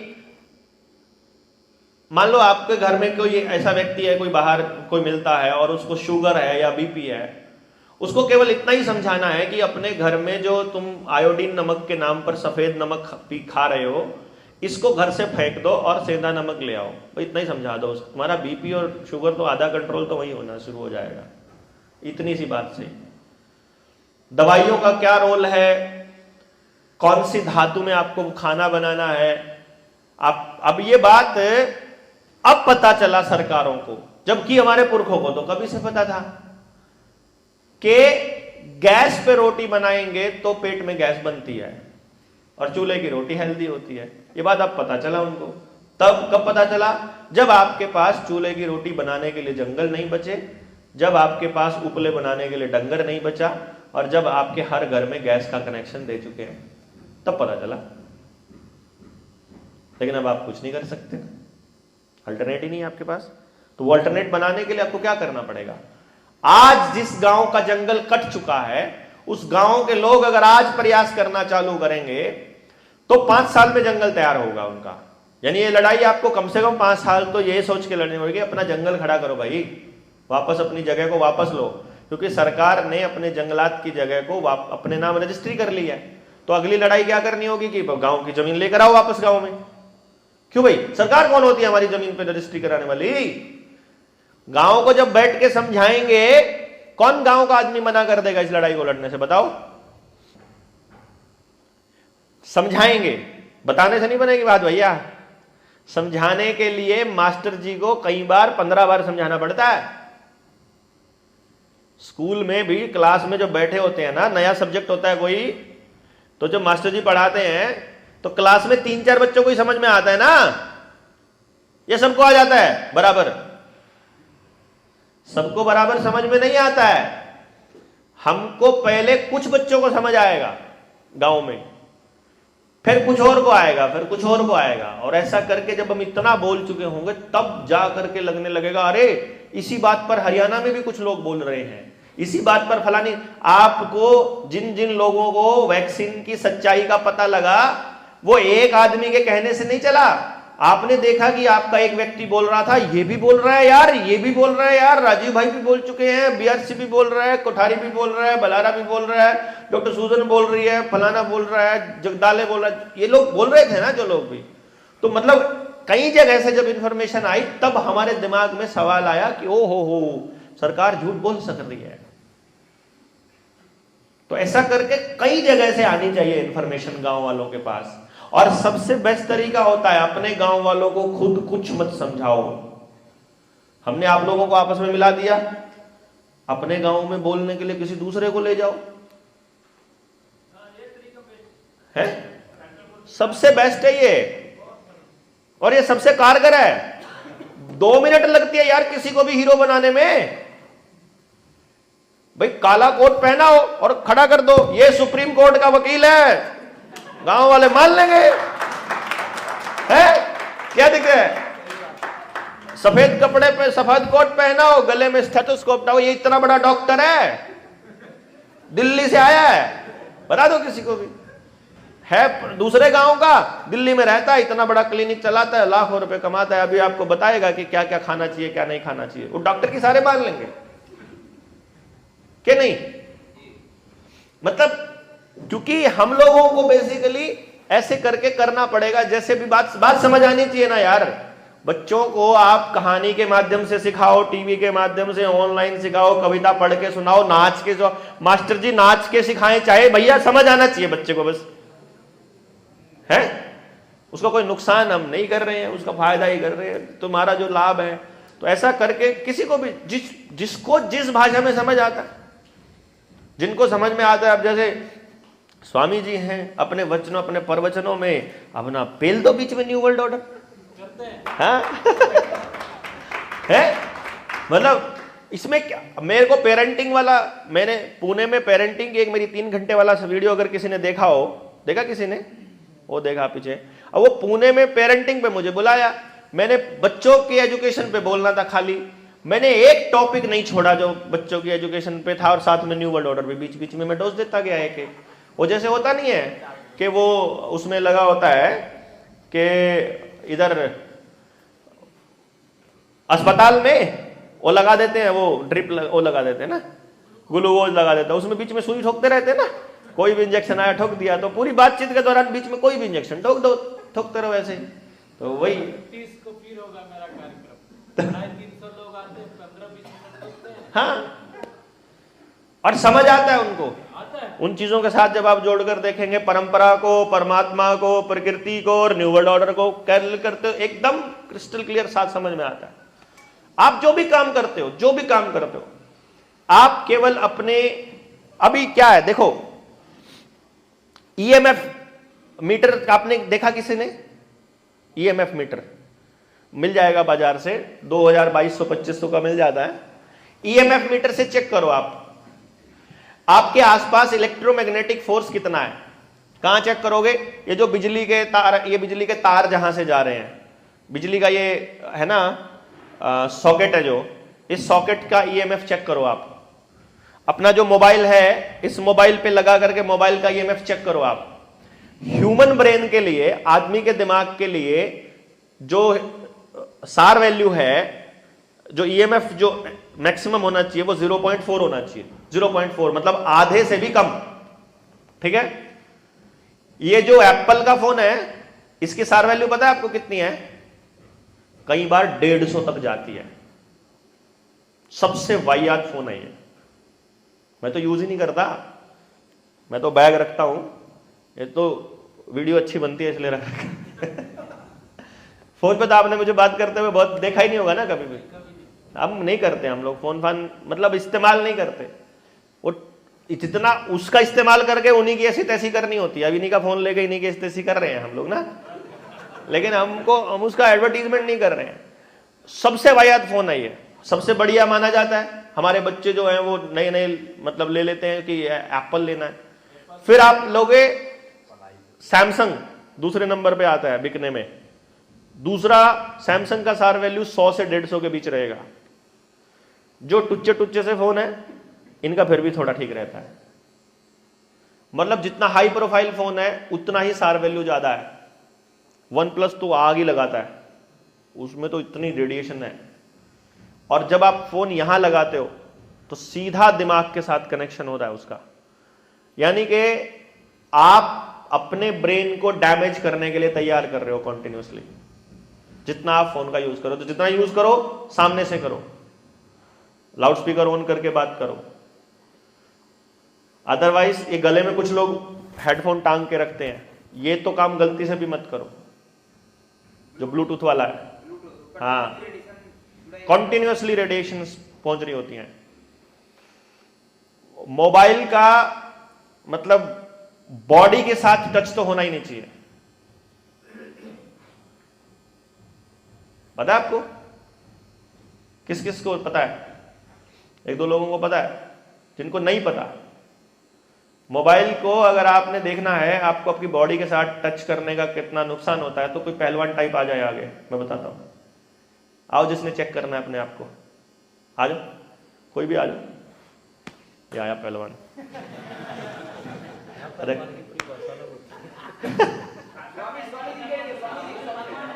ना आइए आइए आइए, आजा, क्यों घबरा क्यों रहा है? प्रैक्टिकल करके दिखा रहा हूं मैं। आइए मैं आपको दिखाता हूं। मोबाइल है क्या? किधर? हाँ, लेके आए ना। देखिए, मैं आपको ये बता रहा हूं कि जिसने भी प्रैक्टिस, आइए आप भी आ जाइए जिसने और करना है। ये देखो, ये मोबाइल है, खाली इनका मोबाइल है, और इसका प्रैक्टिकल इनको मैं ये बता रहा हूं कि देखो, इधर आओ, पास में आओ, खाली हाथ ऐसे करो आगे। मैं आपका हाथ दबाऊंगा यहाँ से, और आपने हाथ को दबने नहीं देना, पूरा जोर लगाना है, जैसे मर्जी जोर लगाओ, जितना मर्जी, जहां से मर्जी अपनी टांग पकड़ के या जैसे मर्जी, लेकिन नीचे नहीं आने देना हाथ, ठीक है। लगाओ जोर, पूरा जोर लगाओ, पूरा जोर लगाओ।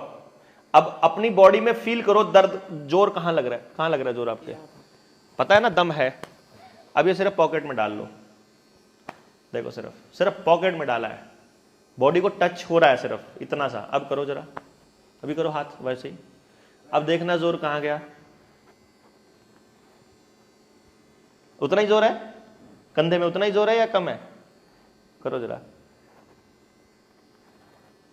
लगाओ ना, जोर लगाओ पूरा, टेढ़े, मतलब आपको लग रहा है आपकी ऊर्जा कहीं गई, वो निकाल के देखो, अभी फिर से देखो कि मैं कहीं ऐसा तो नहीं कि साइकोलॉजिकल, दोबारा करो, बस इतना सा क्या है आपको बॉडी के अंदर ऊर्जा, मतलब मैं आ गया दम, आ गया अब किसी को भी लगता है ना कि ये साइकोलॉजिकल है, वो अपना साइकोलॉजी का निकाल के बहम आ जाओ, बेशक देख लो आपके सामने, आप आ जाओ, देख लो जिसने देखना है। नहीं वो साइकोलॉजिकल भी काम करता है सर। अगर उसमें वेट, अगर आपके हाथ की जगह वहाँ पे 5 किलो का वेट लगा करके दोनों मशीन में चेक किया जाए, या 10 किलो का वेट लगा करके चेक किया जाए, तब इसको हम डिफाइन कर सकते हैं कि ये फाइनली वो सही है, क्योंकि ये टेक्निक हमारे हाथ पे यूज हो चुका है, हमने करवा चुका है। हाँ। ये साइकोलॉजिकल ही ज्यादातर ही काम करता है, ऐसा मेरा अनुभव है। वेट 5 किलो और 10 किलो में और 5 ग्राम में और 50 ग्राम में नहीं फर्क होता, नहीं 50 ग्राम डालो ना फिर तो पैरेलल में। हाथ लगाते हैं, ये टेक्निक भी है, क्योंकि कुछ लोग रेडिएशन चीज भेजते हैं जब, उसमें वो टेक्निक यूज करते हैं। माउथ का दिखाने का तरीका ऐसा है कि हम लगाते हैं बट वो लगता ही नहीं है। अरे नहीं, आप आओ, आप आ जाओ, आप देखो, आपको फील होगा। बेसिकली क्या है, ये मैं इसलिए बता रहा हूं, ये सिर्फ मोबाइल के केस में नहीं होता है। आप अपने तुलसा जी का पत्ता हाथ में ले लो और साथ में मोबाइल ले लो, सिर्फ एक पत्ता तुलसा जी का और 2 पत्ते, और उस मोबाइल के साथ आप डाल लो, आपका नहीं होगा साइकोलॉजिकल इंपैक्ट।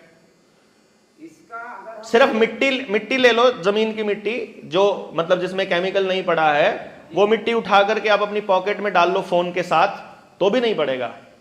सिर्फ मिट्टी, मतलब मैं नहीं कह रहा हूं, आप बोतल का पानी पी रहे हो ना, बोतल का पानी आपके पास है क्या, बोतल की एक घूंट पानी पीने से भी यही इंपैक्ट पड़ता है। और इस बोतल के एक घूंट पानी के अंदर आप अपने घर के चूल्हे की राख डाल दो, खाली 1 चम्मच, उससे आपका एनर्जी लेवल वापस बना दो। मतलब मैं तो वो पंचगव्य की, गौ माता के उस उपले की, उसकी बात ही नहीं कर रहा हूं, सिर्फ आपके चूल्हे की राख, मतलब इतनी कमाल की होती है। हाँ, अरे उसकी लकड़ी की, कोयले की नहीं। जो चीज आपकी बॉडी के लिए हेल्पफुल है, जो आपके लिए हेल्दी है, वो आप अपने हाथ में लेकर के ट्राई करो। 1 किलो 5 किलो नहीं, मात्र 2 पत्ते ले लो आप, एक बार पत्ता वो लेके देखो जो हाइब्रिड बीज है, हाइब्रिड पौधा है उसके पत्ते, और एक जो ओरिजिनल पौधा है उसके पत्ते। अगर वो चेक भी करना है तो ये एक बड़ा बढ़िया टेस्टिंग अपनी बॉडी से है।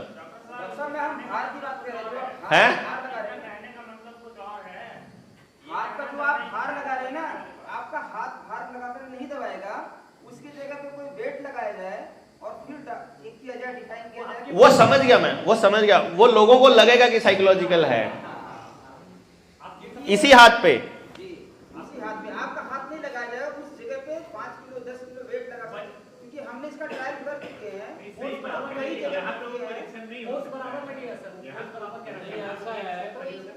नहीं देखो, इसमें मैं बताता हूं, फोर्स बराबर का मैं इसका वो देता हूं आर्गुमेंट। मैंने नहीं कहा कि मैं फोर्स ज्यादा लगा रहा हूं कि कम लगा रहा हूं, किस टाइम पे मैं ज्यादा लगा रहा हूं, किस टाइम कम लगा रहा हूं। वो जो कैंडिडेट यहां खड़ा है उसके यहां फील हो रहा है, उसको पता लग रहा है कि मैं पहली बार में मेरे पास ज्यादा है, फिर दूसरी बार में कम है। तो ये हो सकता है कि दूसरी बार में उसने पहली बार सारा लगा दिया, अब उस बचा नहीं मान लो, लेकिन तीसरी बार में दोबारा कहां से आया।